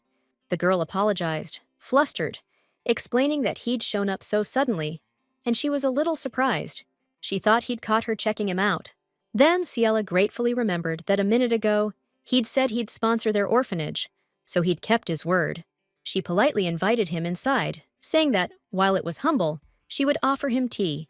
Dietrich happily agreed, but added that the children were afraid of him. The heroine apologized if that made him uncomfortable, and explained that they were scared of aristocrats. As she led him down the hall to her office, the Duke noticed how warm and cozy it was. He commented on the great lighting, too. Like it was the perfect place for kids. She wondered what he was looking at, then realized he was staring at the ceiling. He added that it looked like she put a lot of work into it, and she thought sheepishly about the ceiling she'd fixed herself. That ceiling's practically held together with spit and glue, and she felt a wave of embarrassment. Politely replying that it was an honor to hear such words from His Grace, she invited him inside. Opening the door to her office, she inwardly groaned at the absolute mess. Apologizing again, she said she'd get some tea ready, asking him to wait a moment. She thought doubtfully that all she had was tea she'd repackaged herself into little bags, and wondered if she could even serve it. She explained to the Duke that it was a tea bag, a little fabric pouch that made brewing tea easier. The Duke asked, intrigued, if the lady herself had made it. She confirmed, a little flustered, but added that she hadn't invented it, though she was the first to use them in this world. His Grace tried the tea and said it wasn't bitter, nor too weak, but just right. When the girl offered to brew another tea if he didn't like it, he replied that he did like it. Then she offered to pack a few bags for him to take with him, and he gladly accepted her offer. Ciela thought he must be in a good mood, because the trade deal had gone well, and he was even smiling. She congratulated him on the successful completion of the trade with the Western Kingdom. Dietrich asked if the rumors had already spread, and the girl noted that the capital was buzzing about it. He replied that he didn't know, as he had only just returned, and she thought with surprise that he really had come straight here. So, she asked if it was true he came straight here without even stopping by his own estate. The Duke pointed out he already said that if her intel checked out, he'd acknowledge her as his benefactor. Then he wondered, wouldn't it be best to head straight to his gracious benefactor then? The girl thought, even the Emperor's wary of Duke Kramen, and yet he's calling her his benefactor. She admitted to herself she was so happy, she could barely keep a straight face, and she noted that he didn't seem like the type to hand out empty praise. Then the Duke asked her if all she really wanted was for him to sponsor her orphanage. He inquired if there was anything else Milady required. In response, the heroine asked that instead of calling her Milady, he call her Ciela. She added that if he wasn't comfortable with that, Perrunt would also work, explaining she just couldn't get used to Milady. The heroine pointed out that no one had ever even called her princess before. Seeing his reaction, she figured it was probably an unreasonable request. The Duke said her name, adding that it was the first time he'd ever called a lady by her first name, so he felt a little awkward. The girl quickly replied that she didn't think it was awkward at all. Then he said he'd practice until he could say it more naturally. She was surprised he'd practice saying her name, and thought the Duke suddenly seemed awfully sweet. Then Dietrich asked Ciela if she really didn't need anything else, and told her to speak freely. She wondered to herself, how much could she ask for as the Duke's benefactor, especially considering there were still plot points from the original story that needed fixing. The heroine wondered if any of the kids from the orphanage were in danger. Would his lordship be able to protect them? He swore on his honor that he'd protect the kids from the orphanage, and she started thanking him. But the Duke cut her off, asking who would protect her then, pointing out that her request only included the children. He reminded her that it was the same when they first met in his territory, and even now. Flustered, she tried to explain it was because the kids were weaker than her, but he countered that strength didn't matter. From what he could see, he stated, Sylvia wasn't looking out for her own well-being at all.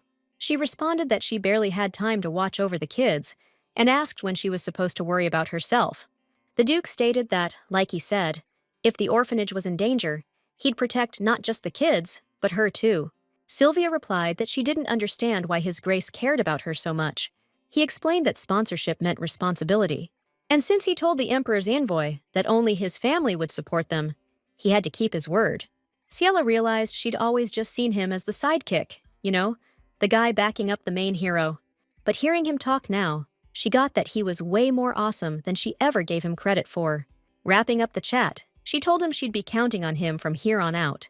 Later that night, she was replaying her talk with the Duke, especially what he said about always having her back, no matter what. She breathed a sigh of relief, thinking how she was always the one protecting everyone else, never the one being protected. She noticed that talking with the Duke had her heart doing this weird fluttery thing. She wondered if she'd feel like this every time they met up. But then she snapped back to reality, reminding herself they were just a sponsor and a director, and they probably wouldn't be seeing each other all that much. She stepped outside and was totally blown away by the night sky. Just then, Jack walked up to her.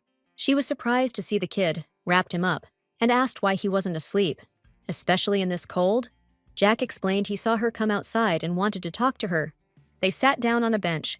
The director suggested he come inside, but he refused, saying it felt stuffy in there, and he'd rather talk out here. Then Jack reminded her that she had asked before if he wanted to pursue his education. Miss Ciela, looking concerned, pointed out he was sitting too close to the edge, and he confirmed he wanted to study.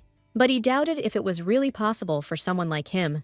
She told Jack he should study if he wanted to, but the boy said he'd heard it was expensive, and asked who would take care of the kids if he went to school, since he thought as the oldest, he should be the one looking after them, and he'd feel selfish ignoring them for his own desires. Jack admitted he was so frustrated with himself and started to whine. Ciela figured he was like her in a past life, another kid who gave up on dreams and chances. She'd walked that road herself, but she couldn't let Jack shoulder that burden so young. She wondered if there was anything she could do to help him. She was stuck thinking about what to say. Reassure him or tell him he was already doing great. In the end, she decided to just tell Jack what she desperately wished she'd heard from others in his shoes. She told him he's just Jack, and he doesn't need to worry about so much stuff. She admitted that, because of her screw-ups, he'd been stuck taking care of everyone. But she promised it wouldn't happen again, and urged him to do what he wants, and study if he wants to study. Ciela vowed to take responsibility for everything, and protect everyone at the orphanage, so he could just be a 14-year-old kid. The director suggested they talk about his studies tomorrow after a good night's sleep, which he agreed to and thanked her for. So, Jack bailed first. Knowing him, she figured he'd regret showing his feelings, and he'd start avoiding her again. Ciela hoped it wouldn't drive them apart. The director was lost in thought and didn't even notice Clone at first. She got annoyed, asking why he wasn't asleep yet. Clone, stammering, asked if she was hurt because of him, and offered her a bandage. The girl was surprised how the kid knew about the injury, since she'd tried so hard to hide it. When Clone hesitantly added that if she didn't need it, she should just say so, she quickly assured the boy that she definitely did need it, and thanked him, since he used to not care whether she was hurt or not. Meanwhile, a messenger reported that Duke Crayman declared the Crayman House would be the sole sponsor of Sylvia's orphanage. The doomed subordinate had almost resigned himself to the thought that he was a goner. The Emperor smirked, convinced there was something going on between the orphanage director and the Duke. Then, His Majesty said he was ready to give another order. The subordinate lit up and promised not to disappoint him again. After a while, the Emperor arrived in his study, where his personal secretary was already waiting. Yeoman asked if they'd found the child yet. The secretary replied that they hadn't found them yet. Then, the enraged Emperor threw an inkwell at the assistant's head. Then, with indignation and irritation, he sighed, declaring that he hated utter screw-ups. The subordinate hastened to assure him that he would do everything possible to find them as soon as possible. The Emperor rudely ordered him to get out. Left alone, the Emperor pondered that, just as he had done, someone else could also chop off his head and take the throne. That's exactly why he eliminated everyone who had a claim to the throne.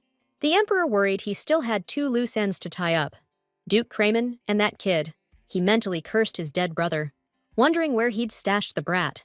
Then, steeling himself, he declared that no matter where the kid was hiding, even in the deepest pit, he'd find him and finish the job. Ciela was stoked that the first sponsor money was coming in today and decided to hustle to the bank. But her worries were right. Jack was giving her the cold shoulder. He was so absorbed in his book, he totally blanked the boss. Ren and Rudy wished her luck and told her to be careful. She said okay and promised to be back soon. Even though she was bummed, she told herself that at least he'd been pretty open that night. He'd shared what was bugging him, so she wasn't totally let down. Suddenly, someone called out to the boss. Ciela turned around and saw Jack. He urged her to take care of herself and to make sure she came back. The heroine was touched by the boy's words and promised she'd grant all his requests. The Duke asked his assistant if he'd transferred the sponsorship money. Rick confirmed it, but mumbled something about the amount. Dietrich cut him off, asking if it wasn't enough. The heroine was stunned and repeated, "How much did he say?" The bank employee had to repeat that the Kramen house sent 1,000 gold for Sylvia's orphanage. The girl was still reeling from the amount, remembering the Duke had mentioned monthly payments. She wondered if he'd sent the whole year's worth at once, but figured it was probably a mistake. The heroine started calculating. If he sent 1,000 gold every month, that'd be 12,000 gold a year. She wondered if maybe this was the Duke's first time donating, and he didn't know the right amount. Or maybe for the richest dude in the whole damn empire. 1,000 gold pieces is just pocket change. So, Ciela decided she had to meet him. When the carriage pulled up to the orphanage, Ciela told the driver to take her somewhere else instead, and he was cool with it. She thanked him and said she was just grabbing her stuff and would be right back. Suddenly, someone called out to the director. She turned around and saw the Emperor's messenger hurrying towards her. She got worried, but the guy excitedly yelled that he was super glad she was finally back. The girl wondered, why is this envoy here again? Could it be about that special favor thing again? She already turned it down flat last time. The messenger was quick to reassure her, saying he was just there to deliver a letter from the Emperor. The young man promised he'd leave as soon as she took it. Ciela took the letter from the Imperial Palace, surprised, and the messenger left, just like he said he would. Back inside, she got worried, wondering where the kids were. They probably hid because of that fancy-looking guy. She figured she needed to hire someone to guard the orphanage. Every time she leaves, she's scared something might happen to the kids. She decided it had to be someone she could trust, completely. But the only people she really knows are characters from the novel. She realized he's the one she needs, a dependable guy, someone who can protect the place. Meanwhile, Ciela headed upstairs and heard some noises coming from the kids' bedroom. Sounds like they're having a lesson or something. Clone was arguing that 1 + 1 = 1, but Jack was setting him straight. Ren nailed those problems, and Jack complimented her on the awesome job. Meanwhile, Rudy had curled up for a nap on the floor, which Miss Ciela thought was just the cutest thing. Then Jack asked Eddie to give those problems a shot. Eddie hesitated a bit, saying the problem looked tough, but she'd give it her best try. Watching this, the heroine thought about how great and adorable Eddie was. The girl couldn't believe Jack was teaching kids. It totally got to her. She figured he must really believe that education is super important. Ciela made a silent promise to Jack that she'd do everything she could to make sure he could study. Okay, she couldn't send him to some fancy academy for rich kids, but she could definitely hire a tutor for him. But first, the heroine decided, she needed to sort out this whole donation situation. The thought of 1,000 gold coins still had her hands shaking. After grabbing everything she wanted, Ciela headed to the carriage and told him it was time to roll. The coachman met her and asked where to next. She told him to take her to Duke Kramen's estate, which totally surprised him. After a while, the coachman announced they'd arrived at the Duke Kramen's estate. Looking worried, he asked her if she was seriously going in there. He started trying to talk her out of it, saying she probably didn't know anything about the Duke. But he's a ruthless, battle-crazy dude, and not exactly playing with a full deck, if you catch my drift. So, it'd be way better for her to just go back to the orphanage. Ciela calmly replied that he shouldn't run his mouth if he doesn't know the whole story. She told the driver she'd heard whispers like that, but hearing it firsthand just pissed her off. The heroine went off defending the Duke, saying the Duke she knows is a man of his word. She said he's always treated her with respect, and he's way more decent and kind than anyone gives him credit for. As she approached the gates, one of the guards asked her what brings her here. The heroine firmly replied that she came to see His Grace. The guards asked her if she had an appointment. She admitted she didn't, but asked them to tell the Duke that Sylvia Perrunt was here to deliver on her promise. The girl assured them the Duke would understand.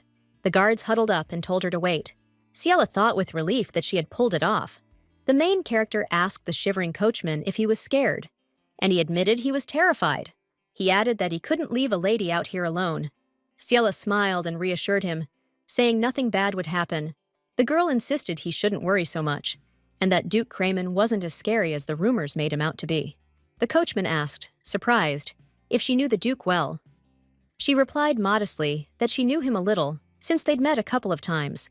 Then the coachman asked if the lady was from high nobility.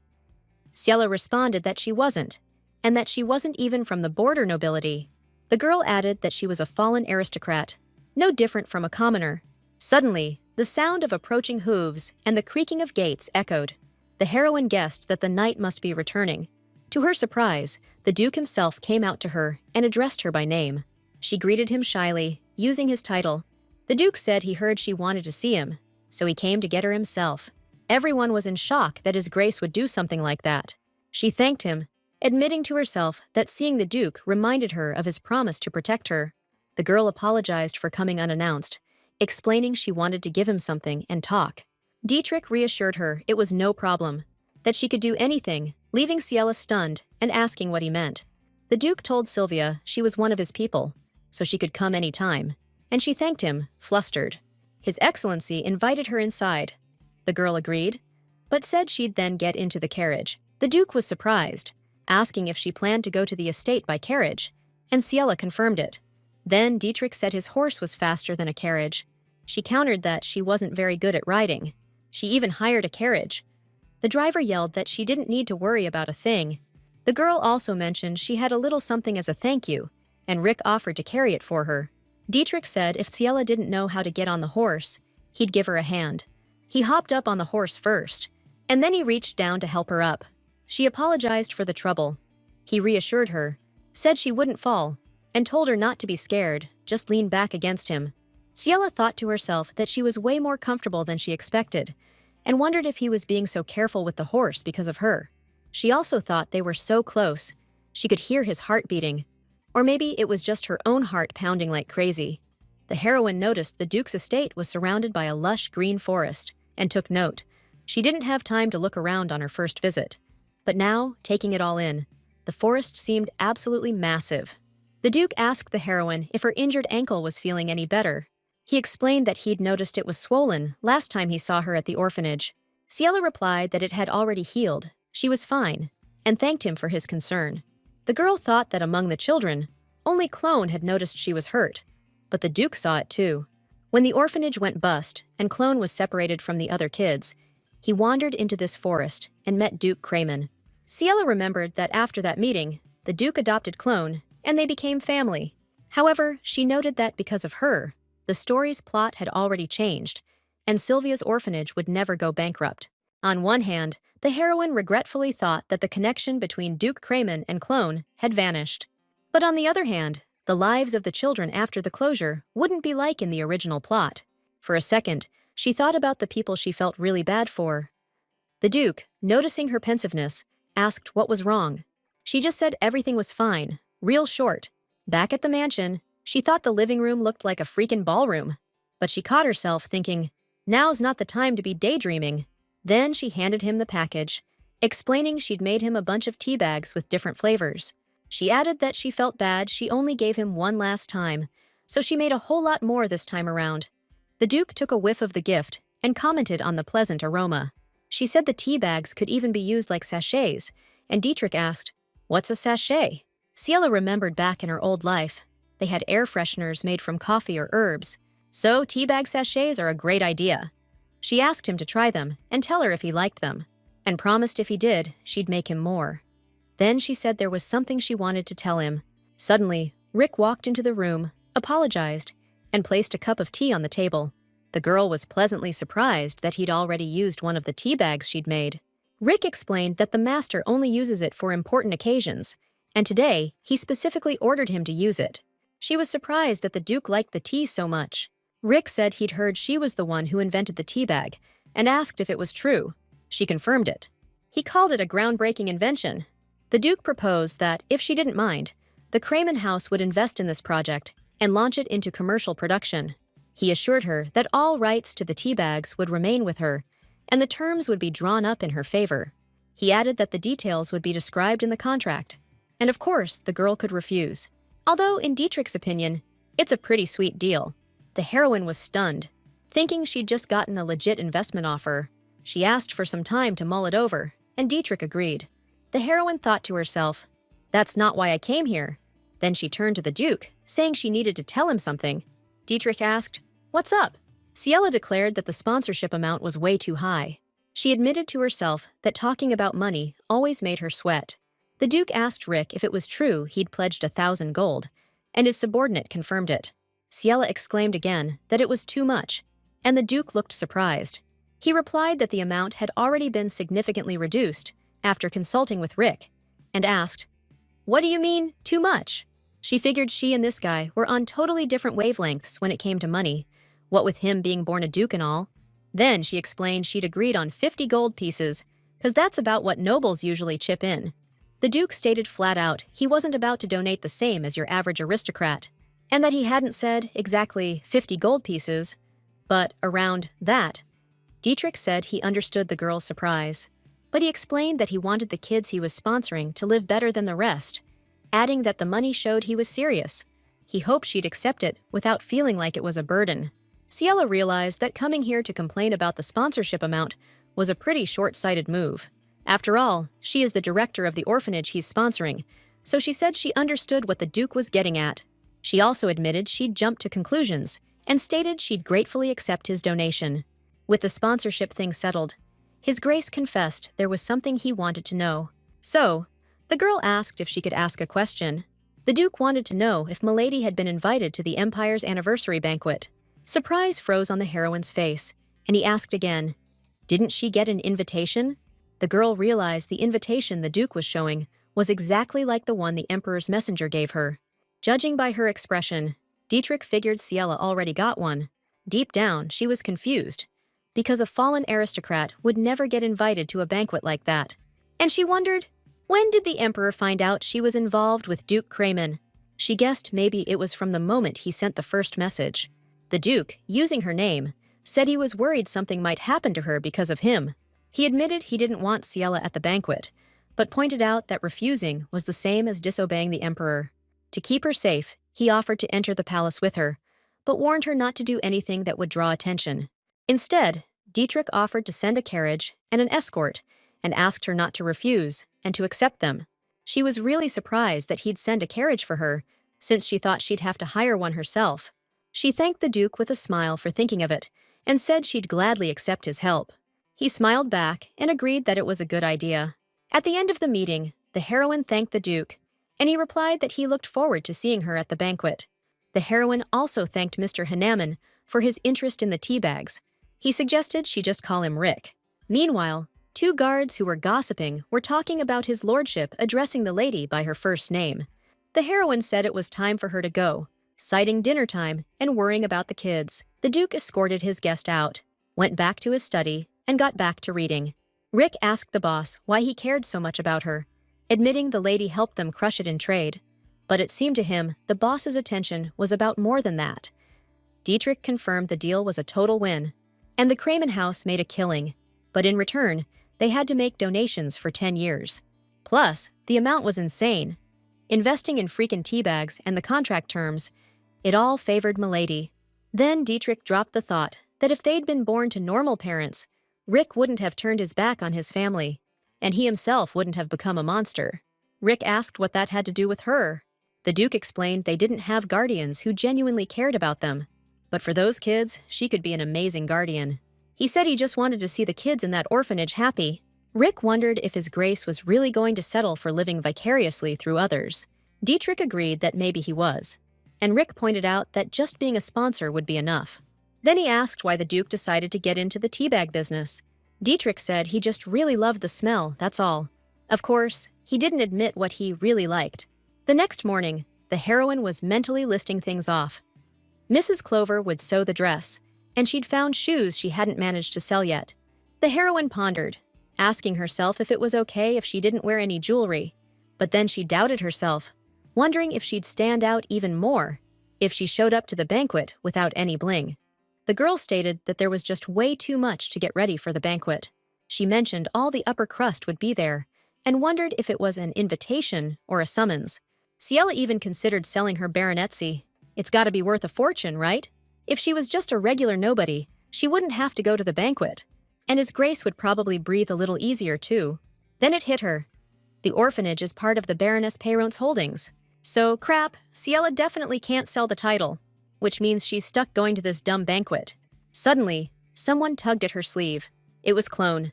The director asked the boy if something was wrong. He asked, all worked up, if she was going somewhere alone again. Clone said, with a little whine, that she always takes off by herself and leaves them behind. Ciela said Clone's name with regret, but the kid corrected her, saying it wasn't just about him. He added that all the kids wanted to get out. The girl thought about it, and Clone was right. She asked herself, when was the last time the kids even went anywhere? The last time they went out was a month ago. The heroine bitterly realized that trying to keep them safe, she'd ended up locking them up in the orphanage. The girl called out to the kids and suggested they have a big breakfast first, and then they'd all go to the market together. The kids couldn't believe their luck. They were finally going out. The coachman brought the kids and Lady Ciela to the central market. The kids excitedly pointed out how many people there were and all the stalls. The heroine warned that it would be a total disaster if the kids got lost and suggested they hold hands and stick together. That's when Clone's so-called antics started. He started screaming that he didn't want to and begged to be let go. The kid climbed a tree, then begged for help getting down, and then complained that he got hurt. Clone was the only one they had to watch like a hawk, so Ciela called Ren for backup.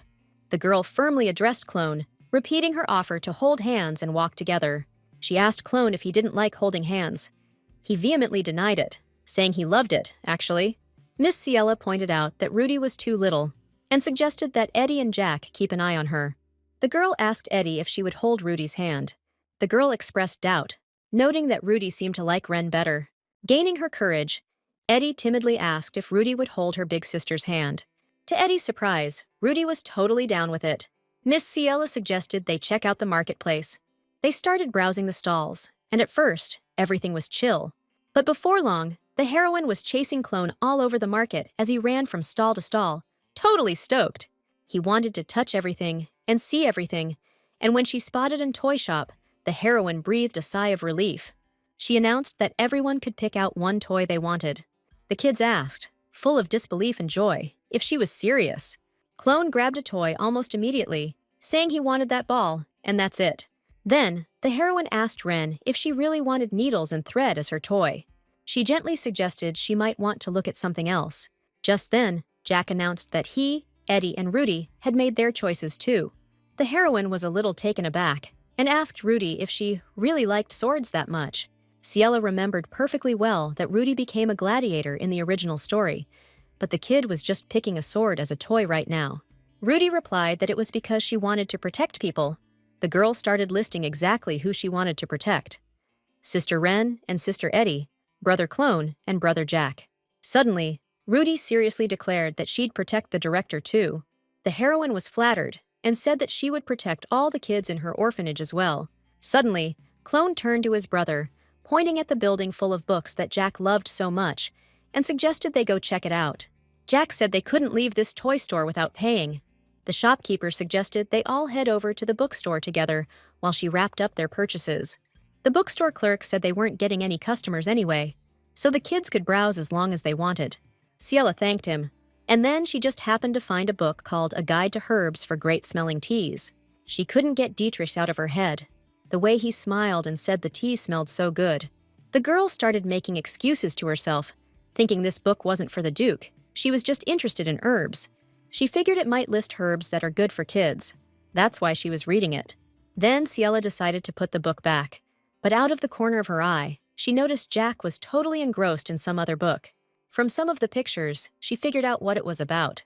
This book was about the deceased emperor and empress, and everyone knows they didn't have any kids, but actually they had a secret child. The novel said that 14 years ago, right before the Second Prince's Rebellion, a child was born. The empress used magic to change his appearance, and the child was entrusted to a maid. She was supposed to hide him in a place with no connections whatsoever. The surviving member of the imperial family that nobody knows about is Jack Fritt. In the original story, about a year from now, Miss Ciela finds out the magic on the kid wore off. She heads to the emperor to report it and get a reward, but His Majesty planned to take care of Ciela, to keep her quiet for good. Realizing this, Ciela dropped everything and bolted. After that, soldiers stormed the orphanage, and Jack, dragged to the imperial palace against his will, was taken care of by the emperor himself. But that tragedy is just the story from the original timeline. The heroine, with unwavering resolve, swore to herself that she would never, ever let it happen, and wouldn't let Jack die. Miss Ciela got closer to Jack and asked him if he liked the book. Jack slammed the book shut and answered, short and sharp, that no, he was just taking a look out of curiosity. Miss Ciela told Jack that if he found a book he did like, she'd buy it for him. The kid just said he'd pick something else. The book was about the history of the imperial family and the central aristocracy. At Madame Clover's fabric shop, the saleswoman greeted the customers politely. But a second later, she exclaimed in surprise and concern, because she noticed these customers looked like they were stocking up big time. The saleswoman asked the heroine if she was really carrying all that by herself. She replied, "I can't make the kids carry the bags, can I?" The saleswoman offered to let her leave the packages there. Then the saleswoman asked if these were the same kids the customer had mentioned before. "She just said we're totally cute." Ciela chirped that the saleslady is going to flip when she hears how much we dig Miss Clover's clothes.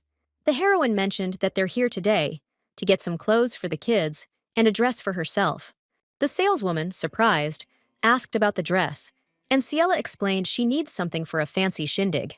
The saleswoman, unsure if she'll like it, said the dresses are inside the workshop. Miss Ciela asked Jack to watch the kids for a sec, went into the workshop, and noticed every single dress was gorgeous. She gasped, totally blown away by one dress in particular. Ms. Clover confirmed that it's one of the ones she sold her before, and explained she took it apart and tweaked it a little. Ciela admitted she never realized the color was so amazing, since it used to be buried under all those heavy decorations. "Why'd you hide this dress back here instead of showing it off, Ms. Clover?" she asked. "I think it's absolutely gorgeous." Ms. Clover blushed and admitted, "I used to have my own boutique, but it went belly up. So I guess I just don't trust my own judgment anymore." Ciela jumped in. "No way! Look at the clean finishing, the incredible craftsmanship. It's obvious you're amazing."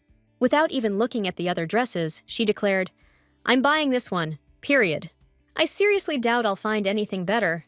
Seeing how flustered the seamstress was, probably because of her first sale in ages, the heroine tried to reassure her. "I can tell how much love you pour into your work," she said. "I'm thrilled to be the one who gets to wear this dress. By the way," the heroine added, "I'm Ciela." She thanked Ciela and even got a little teary-eyed. Meanwhile, the kids kept exploring the shop. Ren went over to a fabric that reminded her of the night sky. The kids were sharing how awesome everything was, saying the market was incredible. Clone was surprised, saying no one had treated them like they were trash. Rudy agreed, adding that it felt like they'd landed in a whole new world. The girl remembered a fairy tale she saw in a bookstore, where the main character stumbled into a strange land full of wonders. Ren agreed that they were feeling the same way, like they'd ended up in some magical country too, because their lives had totally changed. The bad guys are gone, and the director started giving them new clothes and good food. Plus, they can run around and yell whenever they want. Suddenly, a worried Eddie came up to them, saying she remembered the hero in the story goes back to his own world. The girl asked if they were gonna have to go back to their old lives too. Then Jack firmly declared that they weren't going back to how things were before, and swore he'd protect them all.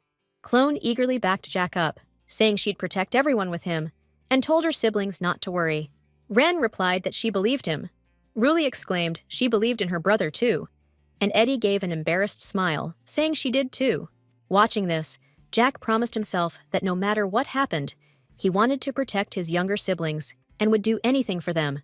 Suddenly, Ciela approached the kids and asked what they were up to. Roulet ran up and said they were looking at fabrics. Ren showed the headmistress the fabric that looked like the night sky. Miss Ciela agreed that the fabric really did resemble a starry night. Meanwhile, Jack was thinking that something had changed now, and the headmistress had also become one of the people he wanted to protect. The children, mesmerized by the beautiful fabric, asked to see more, admitting it was the first time they'd ever seen something so beautiful. Ciela figured they were probably trying to soak it all in, not knowing when they'd see something like this again. It made her kinda sad, thinking they wouldn't have to do that anymore. Jack, voicing what everyone was worried about, straight up asked Miss Ciela if they should be scared of going back to how things used to be. Before she could answer, he asked what they even meant to her. That question really got Ciela thinking about herself. She remembered how she suddenly became Ciela Perut, driven by wanting to dodge a really bad ending. But then her thoughts snapped back to the here and now. Right now, all she wants is for every kid from her orphanage to grow up healthy and happy. She wants to be the adult and guardian for them that she needed when she was a kid, but never had. She confirmed that she is their guardian. It was a choice she made, and she'll protect them with everything she's got. After hearing her heartfelt words, Jack said he'd try to believe her and asked her to keep her promise. Ciela agreed, calm and resolute. Then, she turned her attention to the other kids. They tried on the new clothes. Ciela said adoringly how cute they looked, and that everything fit them perfectly. She announced she was buying everything, and the saleswoman couldn't believe her ears. Ciela, pointing to the fabric that reminded the kids of the night sky and that they loved so much, declared that she was buying that too. And so evening arrived. Ciela told the kids that the coachman would pick them up before sunset, and he'd be there soon. The kids responded wearily but obediently. Ciela noticed that Ren especially loved that particular fabric. And then I remembered that the girl in the toy store picked out a sewing kit. I got curious if she was really into it, so I asked Ren if she had decided what she wanted to make with the fabric. Ren answered without hesitation that she wanted to make warm socks for Rudy and a nice handkerchief for Eddie. And her sewing plans also included knee pads for Clone, who falls down a lot, and a bookmark for Jack. Then she added that she wanted to give a scented sachet to the headmistress, and Ciela asked in surprise if she was getting one too.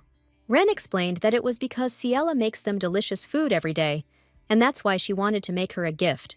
That sincerity really got to Ciela, and she wondered, since when did the girl stop avoiding her gaze? The headmistress couldn't believe that Ren had started looking at her with such trust. She admitted to herself that she didn't know how to handle all the emotions she was feeling. But out loud, she just calmly replied that she was looking forward to the gift. Rudy invited the headmaster to join them on the bench, but Ciela wondered if there was enough space for 6. But the girl confidently assured him it was fine, and if they sat just right, they could all fit. Watching everyone squeeze in, Ciela thought to herself how clever the kids were. Then she suggested they all hang out again sometime. They could bring a blanket, some food, and have a picnic. What did everyone think? The idea was met with total enthusiasm. Rudy immediately said she wanted to go on a picnic with everyone. The other kids were shy, but they started to agree quietly too. Clone said if Ren liked the idea, then he was in. Jack also quietly supported the suggestion, saying he liked the idea too. Seeing everyone so happy, Ciela promised firmly that they would definitely all go on a picnic together. But her last thought drifted back to the near future, reminding her the banquet was just around the corner. Ciela remembered the Duke's worried face, how he feared she might get hurt because of him. Luckily, nothing bad had happened yet, and just then, the coachman arrived. Back at the orphanage, preparations for the banquet were in full swing, the boys waiting for the director to finish getting ready. Eddie yelled out that everything was set, and Clone, with a mix of annoyance and relief, exclaimed they were finally done. But walking into the room and seeing the director, Clone was so stunned he said Miss Ciela looked as beautiful as an angel. Flustered by the compliment, Ciela stammered, asking if she really looked okay, if everything was all right. Ren asked Clone what he was frozen for. Turns out the kid was sulking because the other kids were playing without him and his brother. They reminded him he was just asked to wait until the director was done getting ready. Suddenly, all eyes were glued to the carriage pulling up. The kids went wild, yelling about how huge and shiny it was. Rudy asked if the headmistress was really riding that thing to the castle, and what was going to be there. Clone chimed in, saying the emperor would be there, of course, and knights with awesome swords. The thought of awesome swords and knights totally hyped the kids up, and Jack was watching it all closely. He suddenly remembered some woman begging him to listen carefully, so he'd know what to do if he was ever exposed. The boy turned to the headmistress, and getting worked up, begged her not to go to the imperial palace.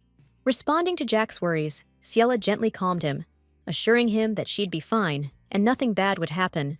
The heroine hugged the boy and asked him to just patiently wait for her to come back. Jack, trying to hide how he really felt, mumbled that he wasn't worried, but then firmly added that she had better come back safe. Ciela, touched by his concern, turned to all the children and announced that when she returned tomorrow, she'd be bringing someone new with her. The kids asked with curiosity, who exactly? Ciela told the children that she would bring someone who would protect them all. On the way back to the palace, the heroine pondered her plan. She remembered that according to the original story, a certain place opens up during receptions at the imperial palace. Ciela was certain that the person who became Rudy's fencing instructor in the original story would be there. Ciela's plan was to slip away unnoticed from the reception at the right moment. She was counting on her low status to allow her to go unnoticed, Ciela tried to convince herself that she just needed to stick to the plan, but anxiety gripped her. She was even more nervous than when she wrote to Duke Creeman, and wondered if she could really pull it off. She was worried about how the Duke would react. He'd probably blow a gasket if he found out what she was planning. Finally, the carriage was almost there. She hoped like hell His Grace was at the Imperial Palace right now. Meanwhile, Dietrich had already been cooling his heels outside the doors for half an hour. He was getting seriously ticked off watching the clock. Finally, the guards announced that the Duke was cleared to enter. Naturally, Dietrich was pissed that he wasn't invited to the audience hall, but to the Emperor's private office. He respectfully greeted His Majesty, while making it clear he found the location unusual. The Emperor waved off the formalities and told him to take a seat. He started by congratulating her on the successful trade deal, pointing out it would really boost the empire. The Duke offered a polite thank you. Then the Emperor cut to the chase, saying he was really curious how she'd managed to find a path to the Western Kingdom. The Duke answered briefly that he had an assistant. The Emperor pressed to know who this assistant was. Dietrich named Rick Henneman. The Emperor immediately guessed it was the second son of the Henneman house. The Duke confirmed it. He added that he was a genuinely sharp guy. In closing, the Emperor made a loaded comment. He said the Duke had been racking up wins in the war, and now he was killing it in trade too, exceeding all expectations. The Emperor made a surprising statement, saying that if he were his son, he'd really value him, at least way more than the late Duke Creeman ever did. He pressed, wanting to know if the Duke agreed, reminding him that the former Duke insulted and despised him, calling him a monster. And then, he just dumped me on the brutal battlefield. Then, out of nowhere, the Emperor switches gears, saying he heard I was sponsoring an orphanage. He acted all curious, pointing out I'd never done anything like that before, which he found interesting.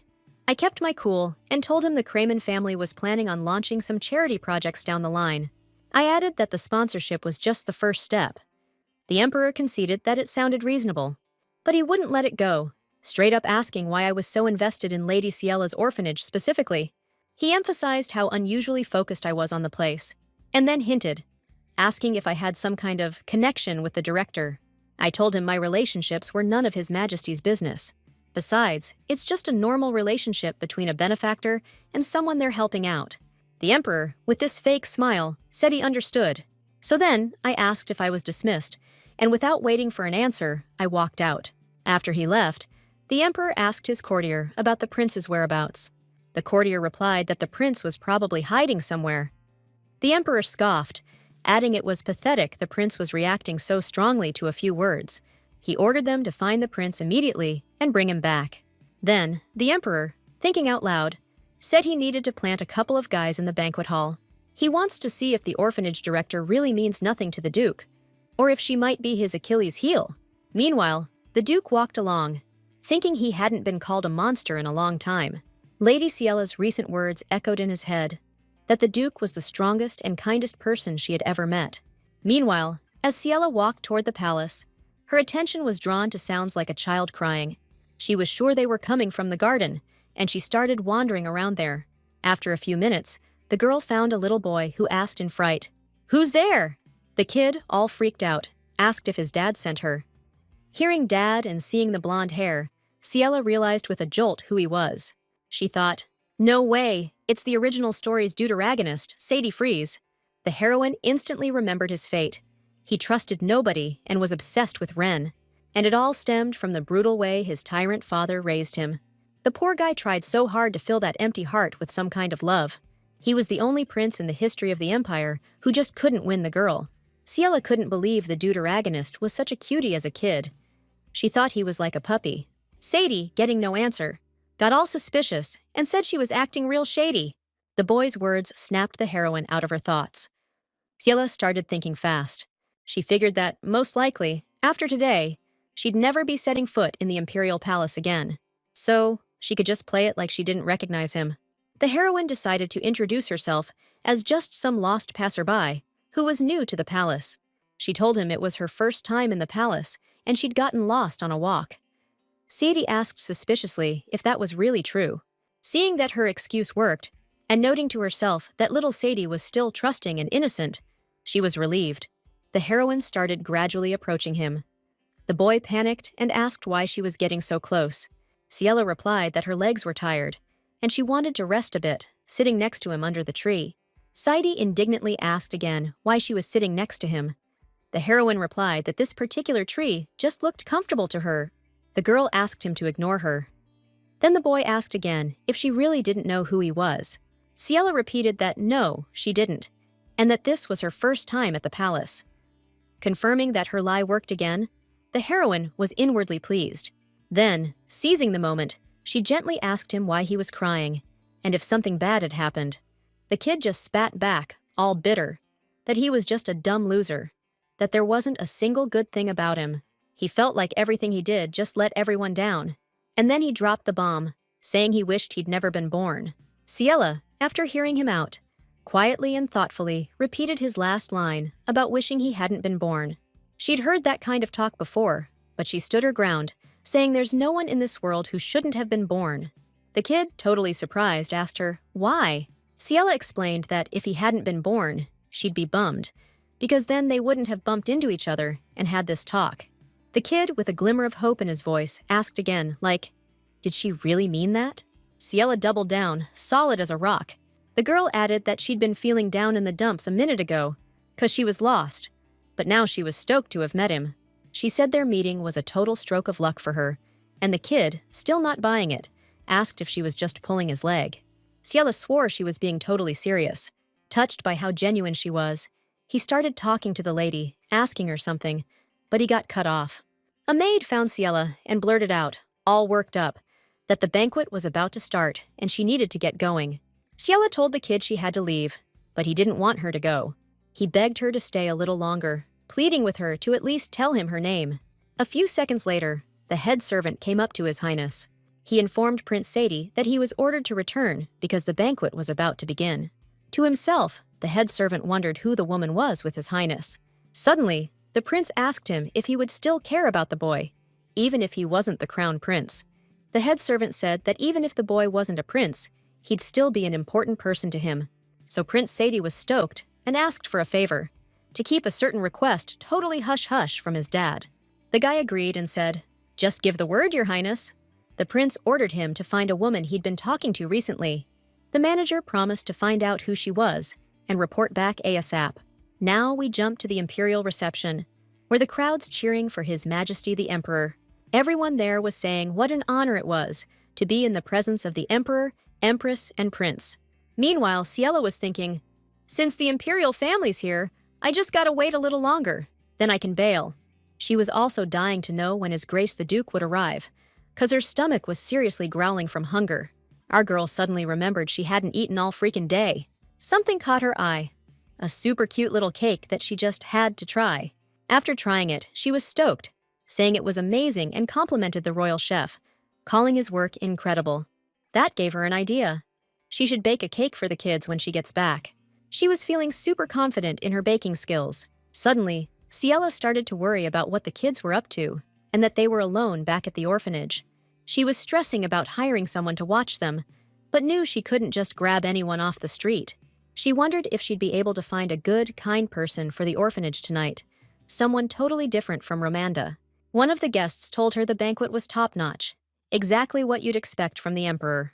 The guy confessed he was captivated by Lady Ciela Perron's beauty. She was surprised he knew her name. The stranger said he'd been following her for a while now, especially her Sylvia orphanage.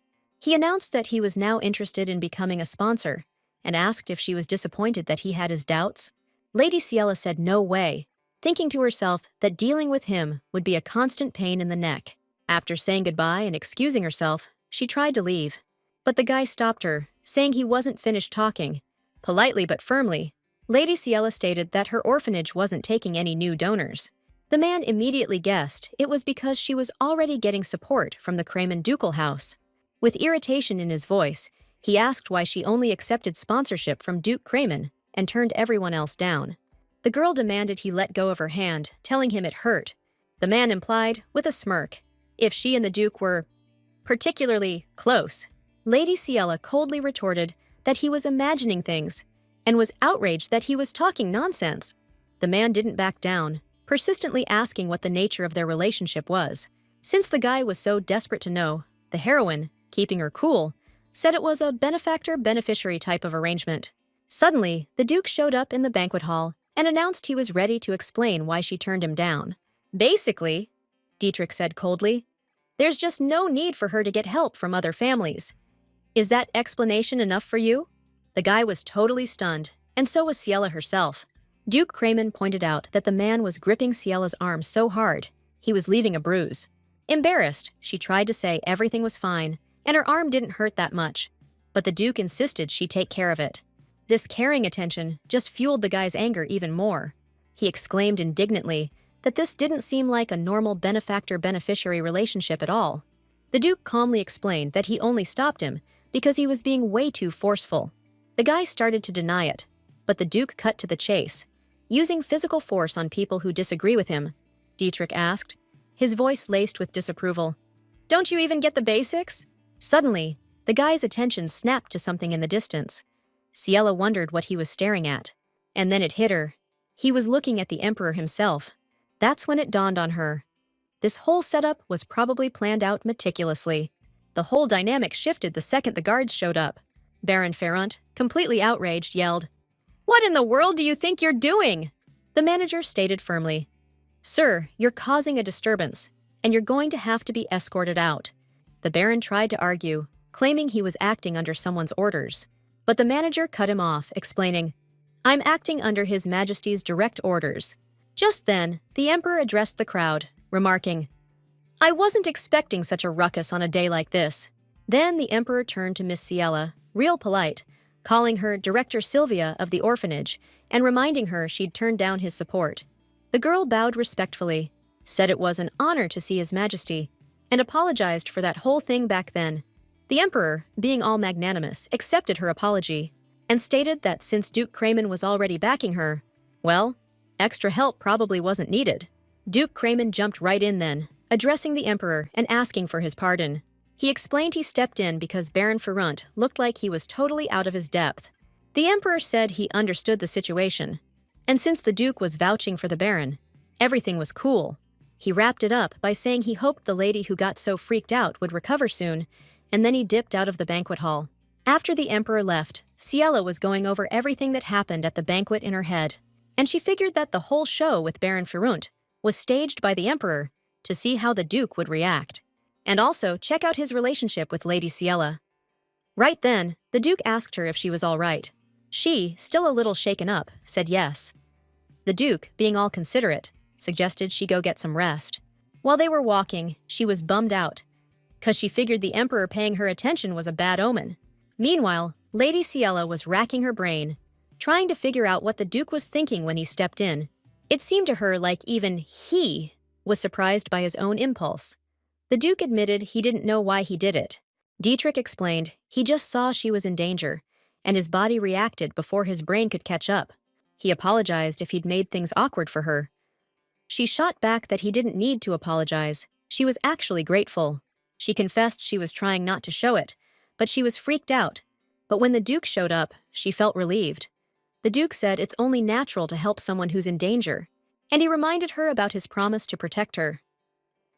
Then her thoughts drifted back to the Emperor. She was worried people would think she was mixed up in the trading stuff, but Dietrich calmed her down, saying he'd already told the Emperor Rika was helping out. What bothered him more was the chance of dumb rumors spreading, like they were more than just benefactor and beneficiary. Lady Ciela gasped, picturing the chaos that would cause. With a hint of sarcasm, the Duke asked if Ciela was offended by talk of a connection between the Duke's family and a down-on-her-luck noblewoman. The girl laughed it off, calling it ridiculous. The idea of them being an item. Dietrich told her to forget that nonsense. His tone suddenly turning serious, he quietly said he wasn't good enough for someone like her. Lady Ciela, surprised, asked him to repeat himself, not understanding. Then the Duke bitterly added that a monster couldn't be with a human. Hearing that word, the girl wondered if he was talking about his nickname, the Reaper of the Battlefield. She looked at his grace with such tenderness, saying even if the whole world thinks he's a monster, she's ready to be one too.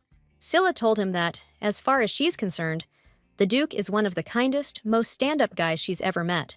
The Duke, clearly moved by her words, quietly admitted that he's never heard anyone say that about him before. Lady Scylla, with a soft smile, replied that she'll repeat it every time she sees him, and reassured him again that he's a good man. He gently said her name, but just then, the clock tower chimed, cutting their conversation short. The Duke explained that it meant the banquet was over, and Scylla suggested they leave before anyone saw them, but he asked her to wait a moment, then thanked her from the bottom of his heart. She thanked him in return for the day. A little later, someone in a hood stood near the gates. The hooded figure claimed to be Lady Scylla's maid and tried to leave the estate, but the guard stopped her, reminding her no one was allowed to leave. The girl was insistent, explaining that her mistress had ordered her to bring something absolutely essential, something personal and private.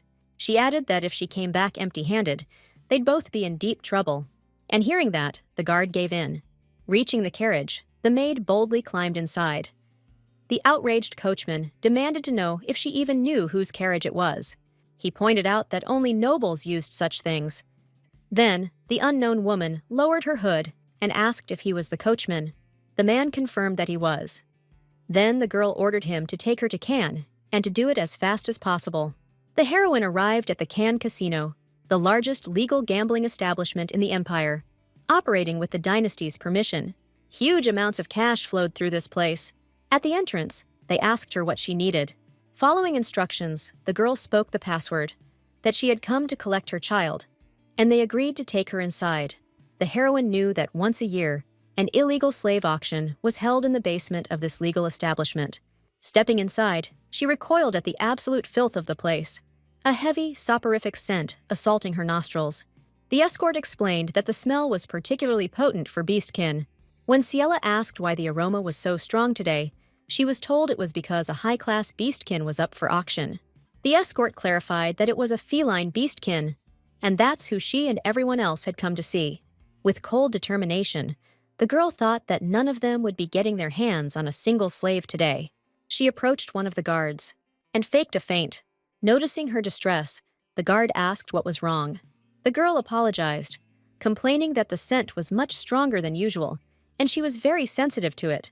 Ciela asked for an antidote, adding with a sly smile that she had prepared generously for the auction, knowing about the high-class beastkin. And she asked who would be held responsible if she got sick and couldn't buy what she came for. The guard, catching her drift, agreed with her point and gave her the vial, suggesting she use it like perfume. He said one spritz was enough. The girl thought to herself with relief how smart she was to fill the perfume bottle with plain water beforehand.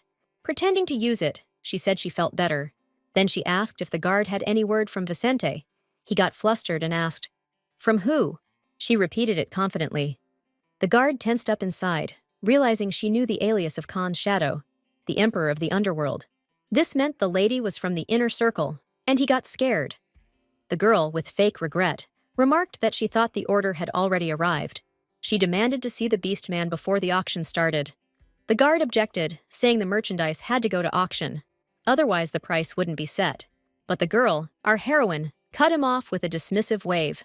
She told him not to worry. She wasn't planning on buying anything, just wanted to take a look. She slyly added that Vicente wouldn't have given permission otherwise, right, guard? Putting him on the spot. To get her way, she asked the guard what happened to the guy who crossed Vicente at the last auction. The threat worked, and they took her down to the basement. To herself, she worriedly thought she only meant to scare him, but judging by the surroundings, Vicente really did punish those who disobeyed. The guard explained that the cage was special, with a magic stone, all precautions against one beastman whose power was immense. They only kept him under control with a sleeping aroma, and seeing the prisoner, she couldn't help but gasp in amazement. She asked to get closer, but the guard warned that it was too dangerous. The girl insisted that since the prisoner was completely restrained, he couldn't do anything. But the guard was firm and strictly forbade touching the cage, calling the beastman a very dangerous creature. Still, the heroine moved closer to the cage. Alone with the captive beastman, the maid quietly called his name, Hoyan. The prisoner's ear twitched almost imperceptibly. Ciela firmly promised to help him get out of there, but only if he helped her too. She told him to nod if he agreed. There was a small explosion. Suddenly, Ciela's actions were interrupted by a guard, who screamed in terror, asking what she had done. Suddenly, the guard took a serious hit, and the next second, he dropped dead.